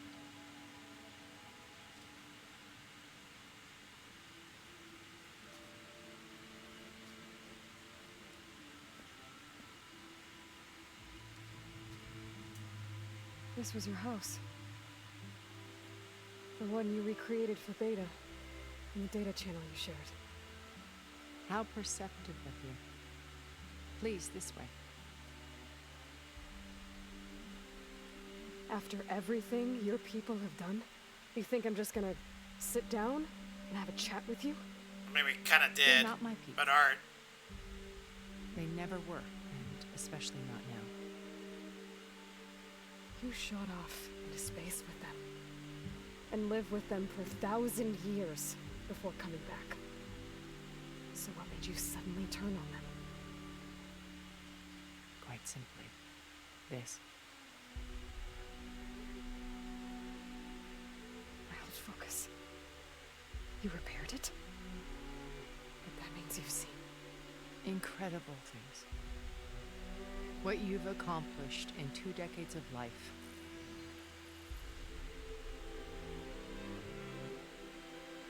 A 1,000 years at my back, and I haven't even come close.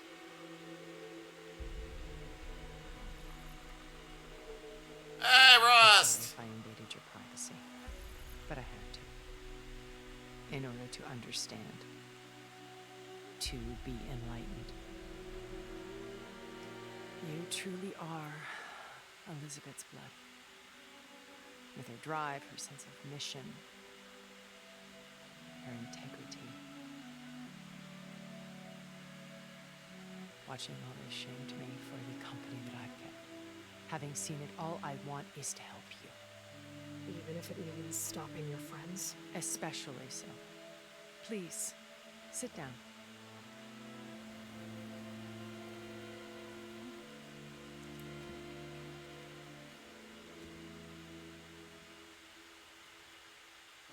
There. That's better. Now, we must recover Beta and Gaia at all costs. By now, you must know that Gerard intends to use Gaia to reboot the Earth's biosphere. Remaking this world to specifications that would only suit us immortals. This process will kill every living thing on the planet. He calls it a clean install. Not if I stop him first. Not if we do. And once he and the others are gone, we can work together to fulfill Elizabeth's dream. I'm sure Beta told you that there's a build of the Apollo database on board our ship. A complete collection of human knowledge. With that and Gaia, we could do everything Elizabeth wanted. Heal the biosphere, educate the people of this world, uplift them. Create the world she imagined. Let's not get ahead of ourselves. From what I've seen, your friends are invincible. I do wish you would stop calling them my friends. And they're not invincible. In fact, a friend of yours has found a way to defeat them. Silence. Oh, he's been a busy bee, building an army powerful enough to crash through Gerard's precious base. I wondered when he was going to pop back in. Regala and her rebels. Even now, she's preparing a final march on the Tanakh capital. When she wins, she'll have the entire tribe under her control. Hundreds of warriors and machines to throw at the base. She's been duped. They'll all perish, of course. But it should be enough to break Gerard's defenses and allow Silence to kill him. Along with all the others. Using the new weapon he's developed. Yes, he's found a way to circumvent our shields. Truly an exceptional man. He's planned for everything. Except you and me. You see, while his army is battering down Gerard's doors, you and I will sneak in through a back way. One that only I know about. While Silence and my friends are busy battling each other, we'll take back Beta and Gaia. I told you I want to help you, and mean it. It's a lot of lives.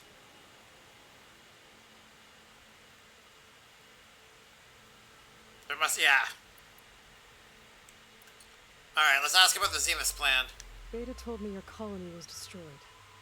That you came back to Earth because you had nowhere else to go. It's true.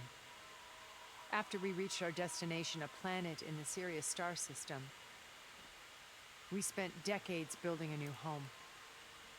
The physical constraints of Earth, the boundaries of mortality, gone. To think of what we could have done with it. It might have been a utopia. Instead, we stagnated, absorbed in effortless comforts and virtual realities. It took a cataclysm to finally yank us out of our stupor. What happened? A massive geological event.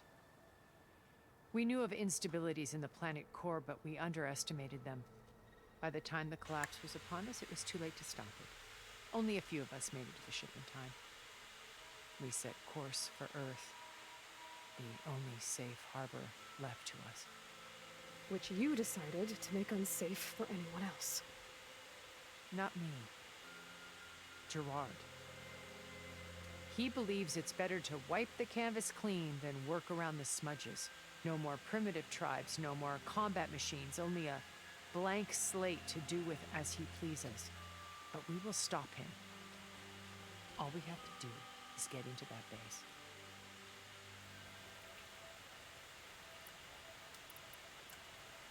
What exactly is your plan to sneak into the Zenith base? We will make use of a lesson I learned from an early age. Always know your exits. And this Sound advice? is the place where Gerard's new construction meets the ancient foundation, a passage that only I can access. When Silence flings his army at the base, we will enter through his back door, bypassing most of the fighting. The distraction will provide us with a window in which to rescue Beta and Gaia. Beta's location. Once we're inside the base, where will we find Beta and Gaia? Here in the command center. By then, Gaia will have been reunited with all of its subordinate functions, including Hephaestus. What about the alpha build of Apollo on your ship? A simple matter of recovery once the others have been dealt with. With that in hand, we'll have everything we need to make this world as it should be.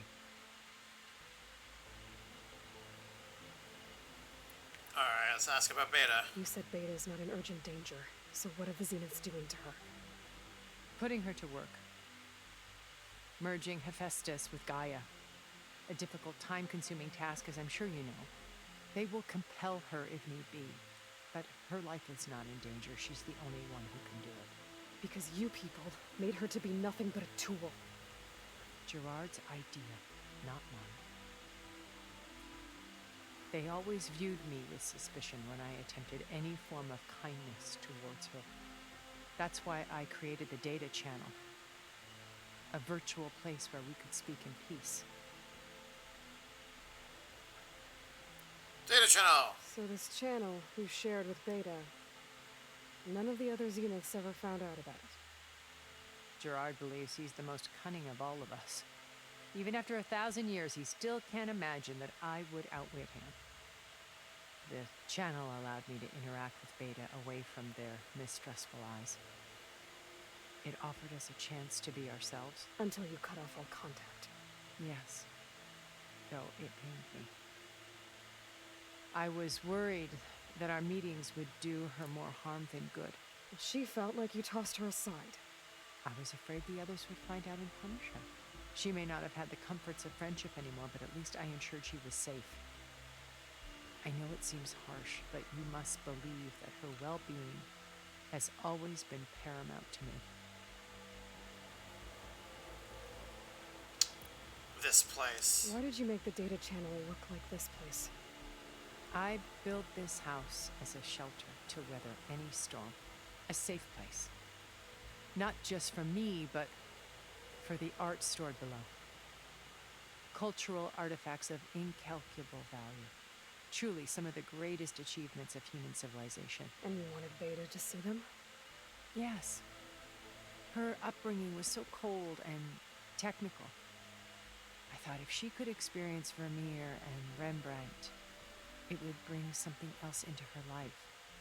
A heritage every bit as valuable as the scientific and technical data being drummed into her. I'm sorry I had to cut off contact, but I'll never regret sharing this house with her.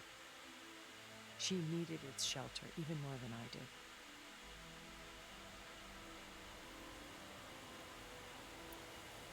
Alright, we're gonna ask about my focus in a sec here. I've been having some bad irritation in my beard lately, so I bust out some beard oil I got for Christmas, and it doesn't come with a dropper. Rip. Oh, who needs a dropper? Just splash it all over. It's fine. Just drench it all. Oh, hopefully that clears it up for you. That sounds, pardon the pun, irritating. My old focus. How did you find it, let alone repair it? When we encountered you at the Hades Proving Lab, Gerard saw you as a redundancy. I knew better. You were a revelation. After your dramatic escape, bravo, by the way. Gerard and Eric assumed you were dead and gave up the hunt. I wasn't so sure. When the others were busy, I returned to the lab and searched for any trace of you. That's when I found this little treasure. Not easy to repair, but certainly worth the effort. As I watched your life unfold, you were like a splash of color on a worn canvas. What Liz was, and more. Did you show it to the others? Of course not. It was your actions that inspired me to defy them. It's worth noting that if I hadn't found it and watched its contents, I wouldn't have known to save you at the Cauldron. You'd be dead. So I should be grateful? If you like. My penis is tingling right now.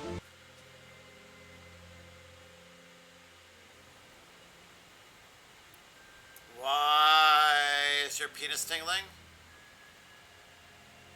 It has one of those lids you need a syringe type dropper for, or else I just pour some in my hand, but I can't. Oh, that's... But it doesn't... It has a lid for a dropper, but it doesn't come with a dropper? That's weird. I'm about to try the Sea of Stars demo, so... I saw it whenever you were last streaming. I saw the demo on your Switch there. You have to let me know how it is, if it's as good as you're hoping. What about you? So you know all about me. What about you? What would you like to know? Huh? Start with your life on Earth. When I was 8, terrorists flooded my home city. Thousands drowned, my parents included. I was one of the few who survived. My guardian sent me to boarding school. Among my peers, I was the strange girl, the orphan to be avoided.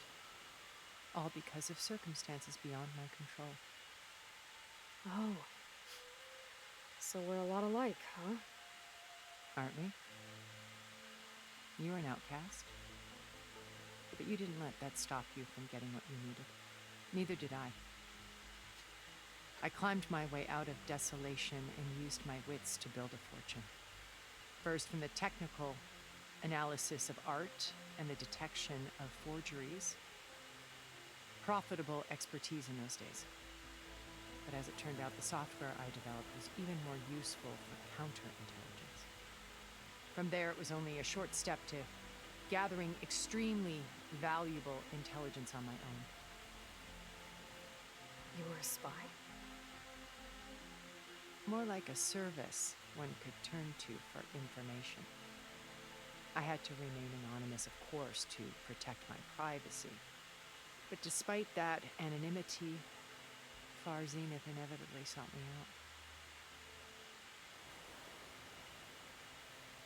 Joining Far Zenith. What happened when Far Zenith approached you? They painted an irresistible vision of humanity's future. One where we need not fear illness or death, where we explored the furthest reaches of the stars and thrived. It was only later that I realized that they only intended to bequeath this future to the rich and powerful. By the time I finally figured it out, the walls were closing and Pharaoh's machines were devouring the Earth. So I accepted Far Zenith's invitation to a berth on the Odyssey. I wanted Liz to come, but she had no good plans, as you well know.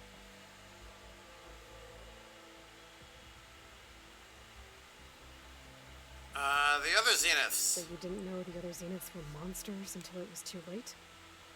I knew some of them were. Certainly. It wasn't until we were off-planet that I understood the true scope of their greed. I was grateful to simply be alive, but the others became obsessed with a kind of effortless immortality.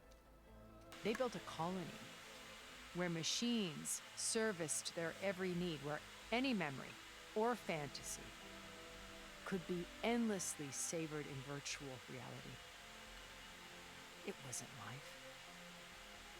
It was stultifying, a pampered dream state.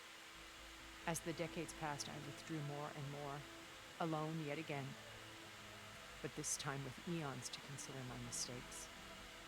Now finally, having met you, I feel like I have a second chance. To do what? Help you, of course. To fulfill Liz's dream, which isn't so different from Farzenith's original vision. A better future for humanity.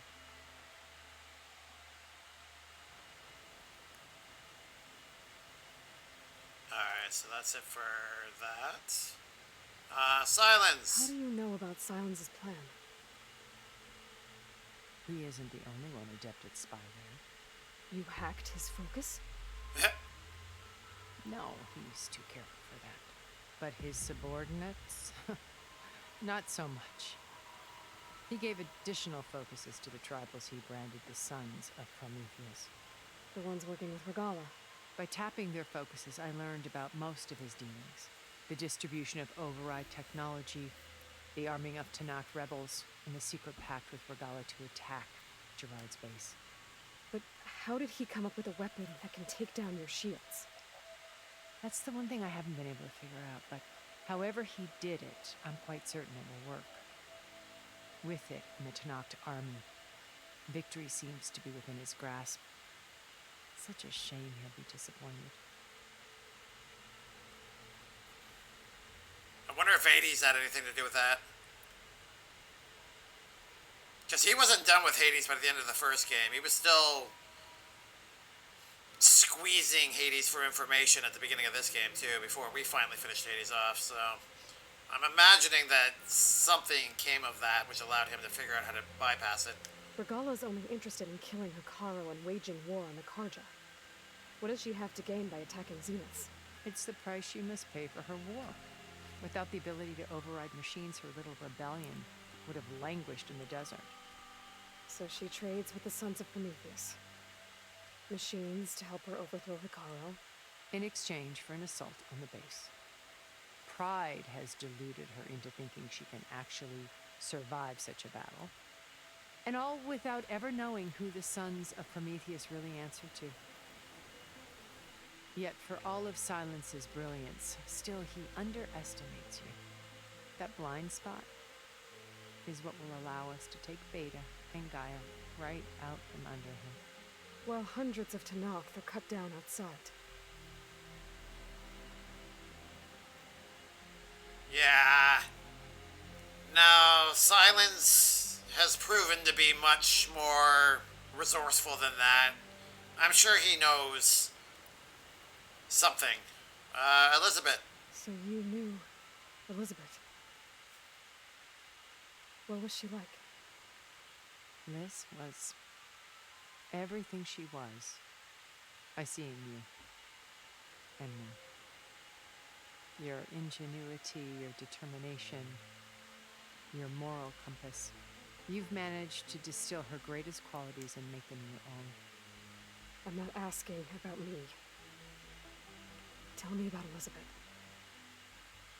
What was she really like? The honest answer is that I don't actually know. For all the time that I spent with her, she always kept a part of herself locked away. It was like that from the moment we met. Sounds like Aloy. How did you meet Elizabeth? So when you met Elizabeth, she was what? Distant? Aloof? Not aloof. Not exactly. It was a summit in Paris about machine learning. A touchy subject in those days. Because regulatory authorities were just starting to clamp down on AIs. Liz gave the keynote address. She had already achieved great renown for her work in automated environmental reclamation. But in her address, she was just starting to imagine the next step. An AI-driven system that wouldn't just act on its programming, but actually take responsibility for its sphere of influence. To care about life. Not just follow orders. Revolutionary stuff. I was fascinated. And I wanted to meet her for a long time. I watched her after her talk. She had spoken with such moral authority, such empathy. But after that, she retreated. I could tell she felt uncomfortable with all of her admirers. It was as if giving the talk had cost her something. I didn't want to be a pest, so I planned my approach carefully. All right, your approach. So how did you finally approach Elizabeth after her talk? I picked the right moment. The morning of the next day, right as she came back to the conference, she had just had her coffee. She was fresh, rested. It was like she had braced herself for the onslaught of colleagues. I asked if I could walk with her, then put forth a question about her talk that I thought was intelligent. Her answer made me realize it wasn't, but she was very welcoming. Almost as if we were previously acquainted. It was only halfway through the conversation that I realized she knew exactly who I was. It was quite a shock to me. My business was trafficking in secrets, and I took great pains to protect my anonymity. So that was Liz, perpetually one step ahead. I came to view our meeting as a metaphor for our friendship. She always seemed to know me far better than I knew her.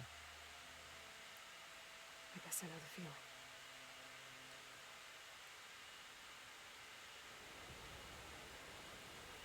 All right. Looks like we've explored all topics of conversation. This has been very kind of cool, actually talking to one of the Zeniths. All right, let's find another way.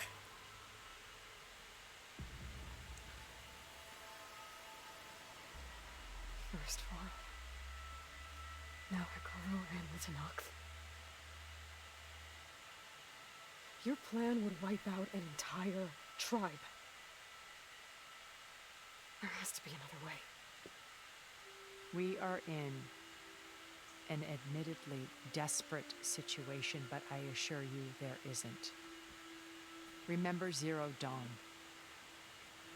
Elizabeth's sacrifice. Sometimes many have to die for a new world to grow. If it looks impossible, look deeper. Wait. The data channel. It still exists, doesn't it? I need you to open it. Let me talk to Beta. Impossible. We might be detected. It's worth the risk. There is another way, one where the Tanakh survive. But we won't. If the others... If you want to help, open it.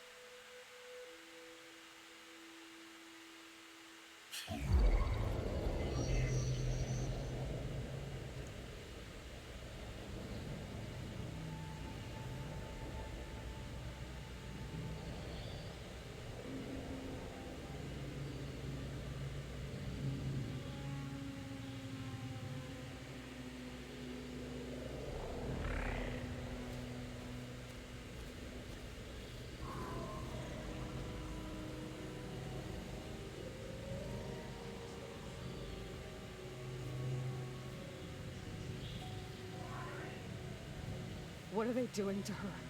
Virtual reality dissociation.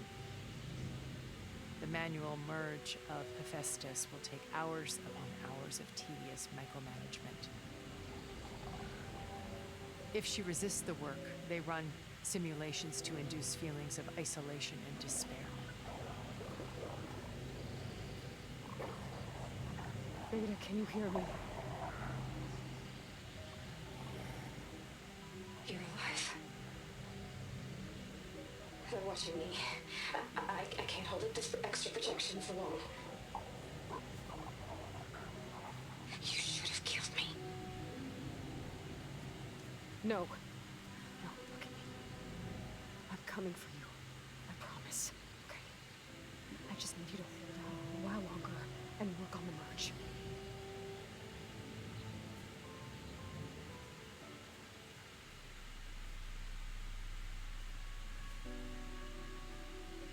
I think it can be done.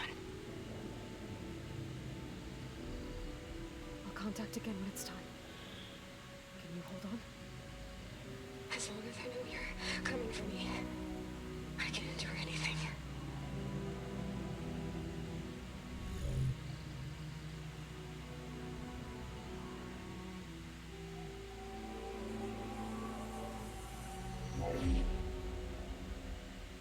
All right.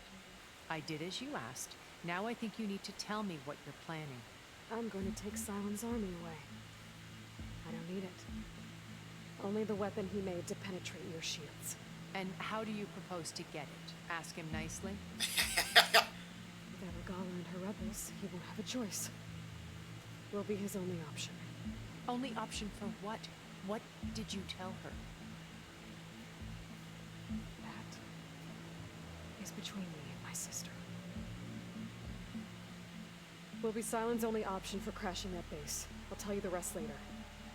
But first, there are a couple of things I have to do. Oh. And what are those?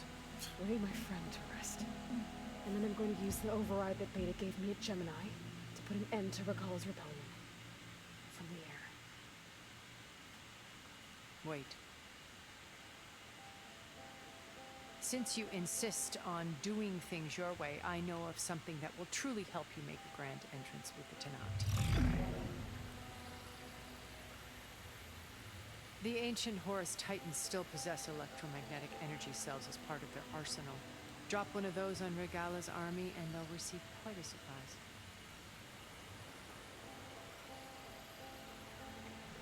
So go, do what you must. I'll come to your base if you manage to bring Silence to the table. Not if.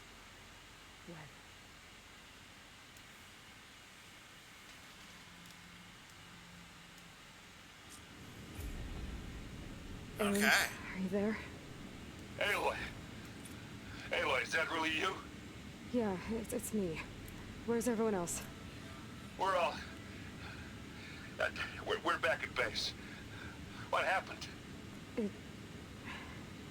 It might be easier to explain in person.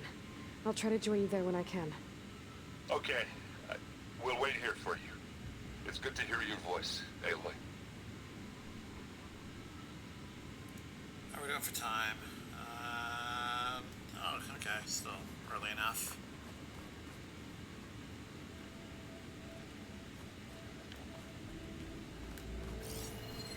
Figured there would be goodies.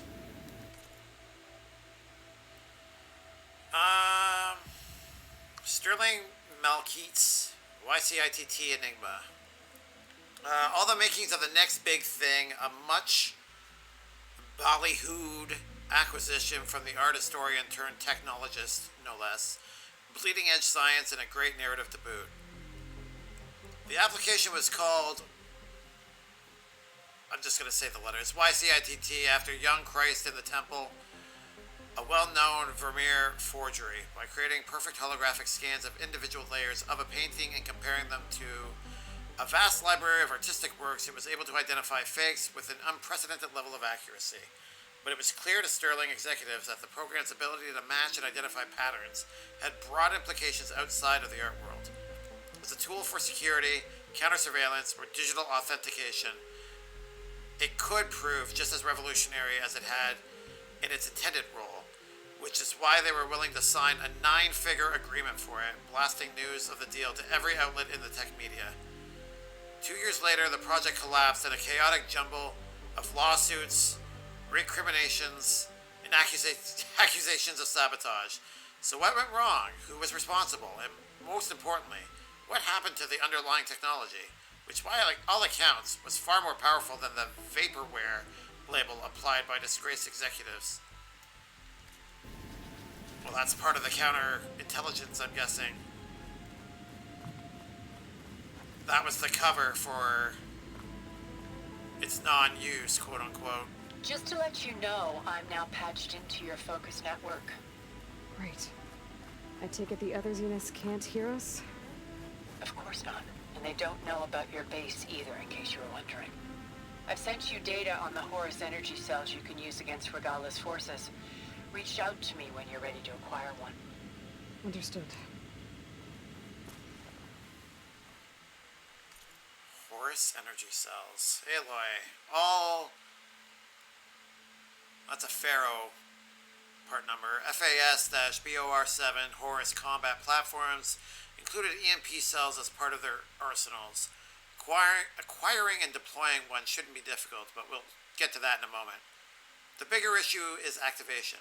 barring extraordinary circumstances such as interference from Hades, as you experienced last year, all Horus munitions are inert, deactivated by Minerva's decryption regime during the 21st and 22nd centuries. To render these EMPs operational, we will have to skirt those efforts. I've devised a way to do so without causing unwanted repercussions. A bespoke code signal that could enable all and only such devices in the vicinity. I've transferred it to your focus. All you have to do now is send it out. A Zero Dawn communications relay should do the trick. I believe you refer to them as tall necks. Oh, okay. Communications relay, that's what those are supposed to be. Okay. I have chosen one. Is that why that one was locked? Is it a story mission one? Okay. I have chosen one for you that is centrally located, now marked in your HUD. Simply override it as you would normally, and my signal will automatically transmit every EMP on every Horus within a 500-kilometer radius should come online.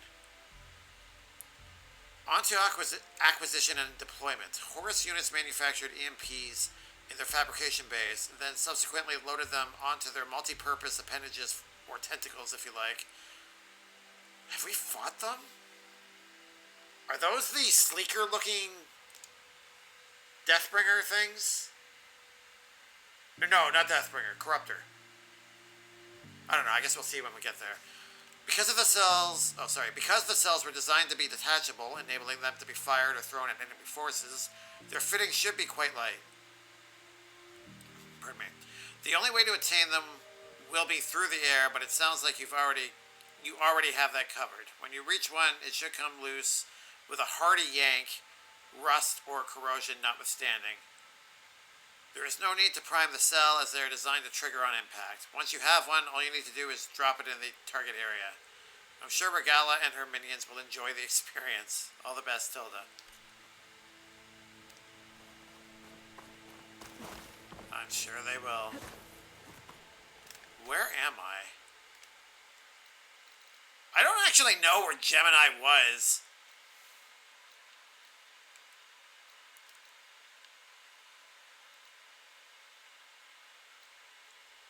Alright, we're gonna get that. So that way we can just, if we ever need to come back here, we can just fast travel.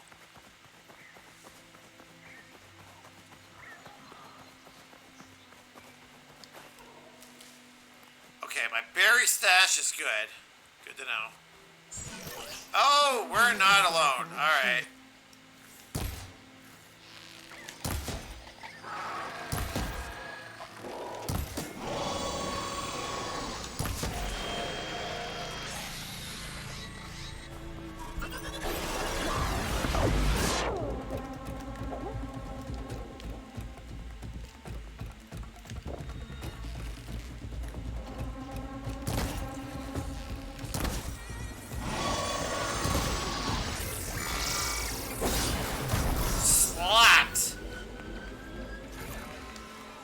There's more.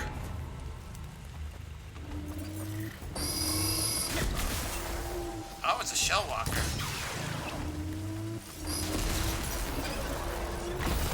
Ow.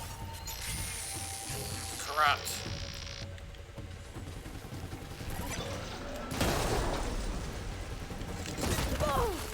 Dang it.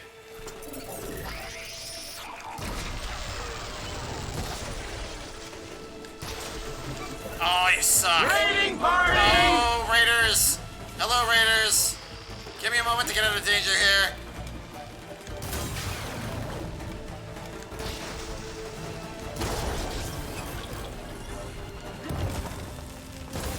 There we go. CFN. Hello, hello. Sorry, Skip, I see your comment there, but give me a moment. What were you playing? Also, thank you for shouting them out. Star Wars Battlefront 2. A different kind of Star Wars, I see. It's good, my dude. We got a lot. We just did a major quest for the story. We've kind of moved on into the transition into the next act. And now I'm getting slapped around by a shell walker. How was Battlefront 2?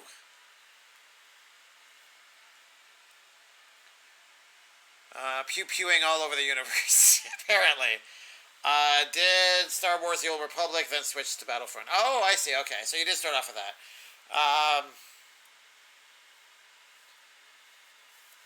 Good battles, hopefully.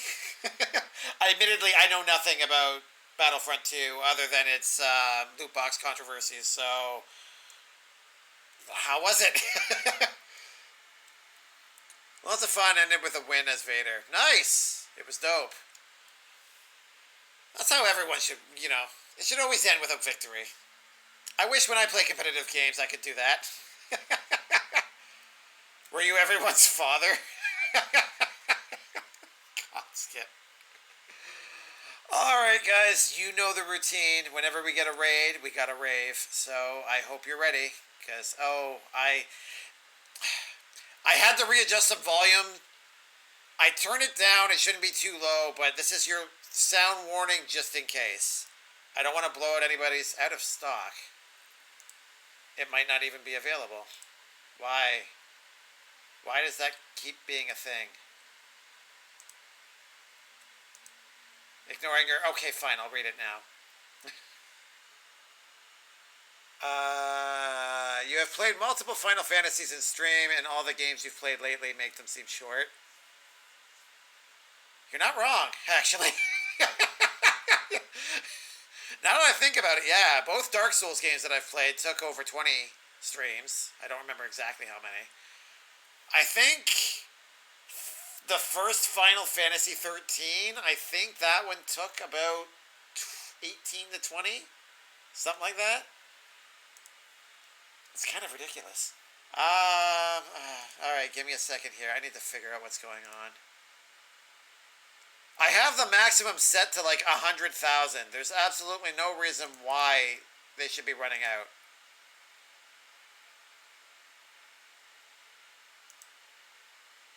Okay, wait, what was I trying to do here before?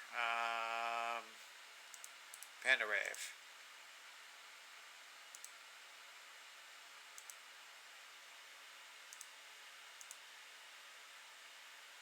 Alright, I want to see if that actually makes it.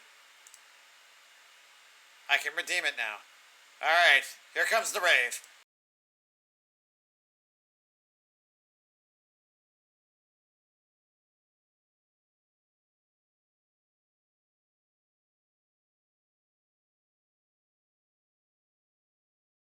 There we go. Sorry for the delay, but CFN, thank you again for the raid.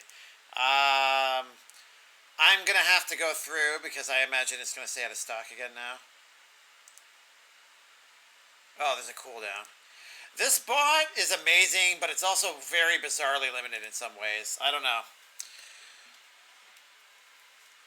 Alright, let's continue killing this thing. Oh. Oh.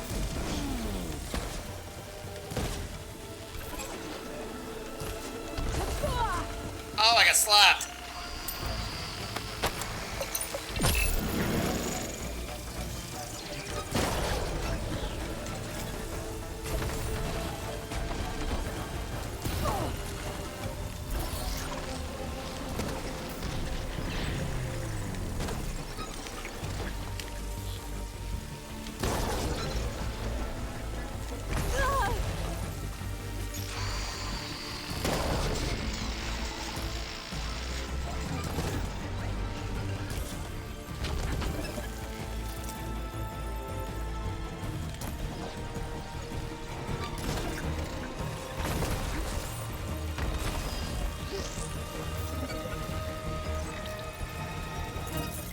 These things are so annoying.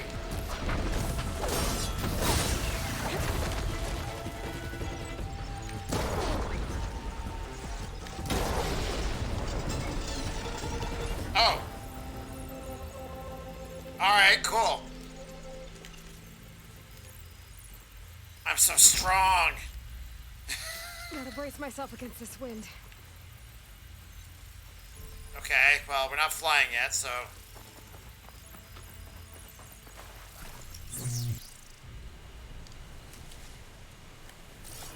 I need to find some more berries now.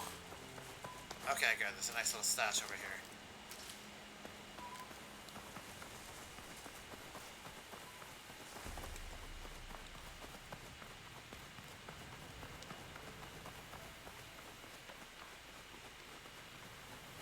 Okay.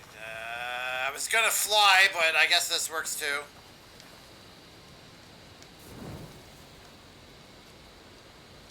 Alright, let's do a hard save here.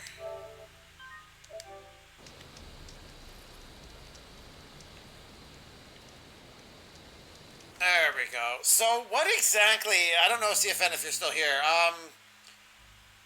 Like, obviously, you're doing battles, like, one team versus another, but how exactly does that play out? Is it, like, scenario-based? Do you just, like, pick a location? Is it almost like a team deathmatch style, or is there, like, a story to it? I've never actually played the Battlefront game. Like I said, I only knew about the controversy when it first released, so I'm curious to know what that one's all about.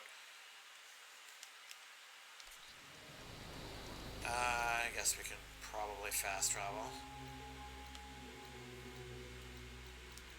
Yeah, because that would be a very long and tedious trip to not fast travel. I do that every time.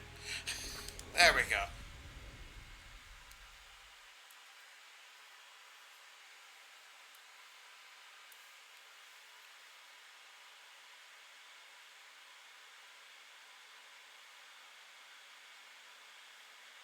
Alright, I think I might actually need to call it here. I'm getting considerably tired. I wanted to actually hit... I started a bit late and I wanted to hit the 3-hour mark, but we're going to have to be just a little shy of it.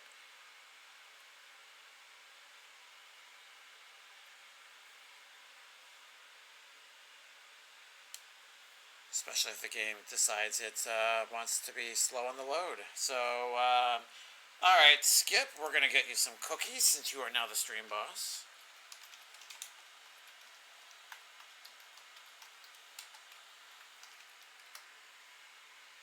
There we go. Hey, I just realized you're 6 digits again. Nice. I see you, champion. Sit, please. You don't see me. I'm a figment of your imagination. You shouldn't miss this chance to trade. I want to save. I want a quick save. I'm not going to do another hard save. There we go. We will go through the heartbreaking reality of having to break the news of losing Beta and Varl at the beginning of next Saturday. I imagine this will be... I don't want to rush through it just because we're near the end of stream. Nom nom nom. Thank you, Skip.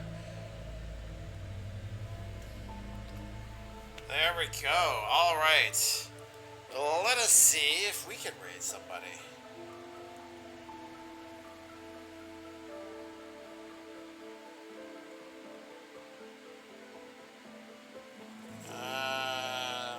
Sorry, give me a second here.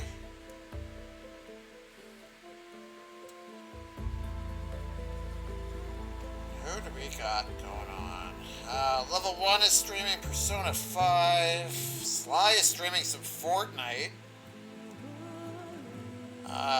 Lizard apparently does still stream. I haven't seen her in ages. She's streaming some more WoW.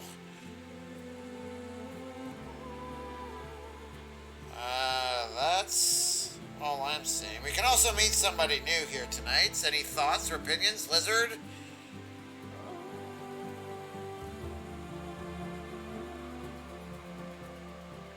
Alright, let me find her back in my feed again. I've lost track of it. There we go.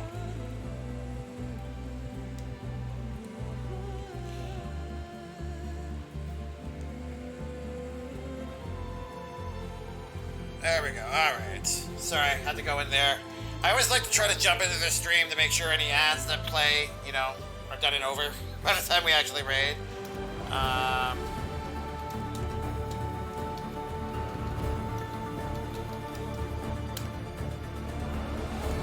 Beautiful. Alright. Everybody that's been here hanging out with me, chatting, hanging out, thank you so much. CFN, thank you again for the raid. Skip, thank you for the resub and the biddies. Greatly appreciated. If you're going to come along for the raid, please throw some emotes in chat. Panda or otherwise, doesn't matter. Just, you know, show her some love. We'll be back tomorrow with some more Red Dead Redemption 2.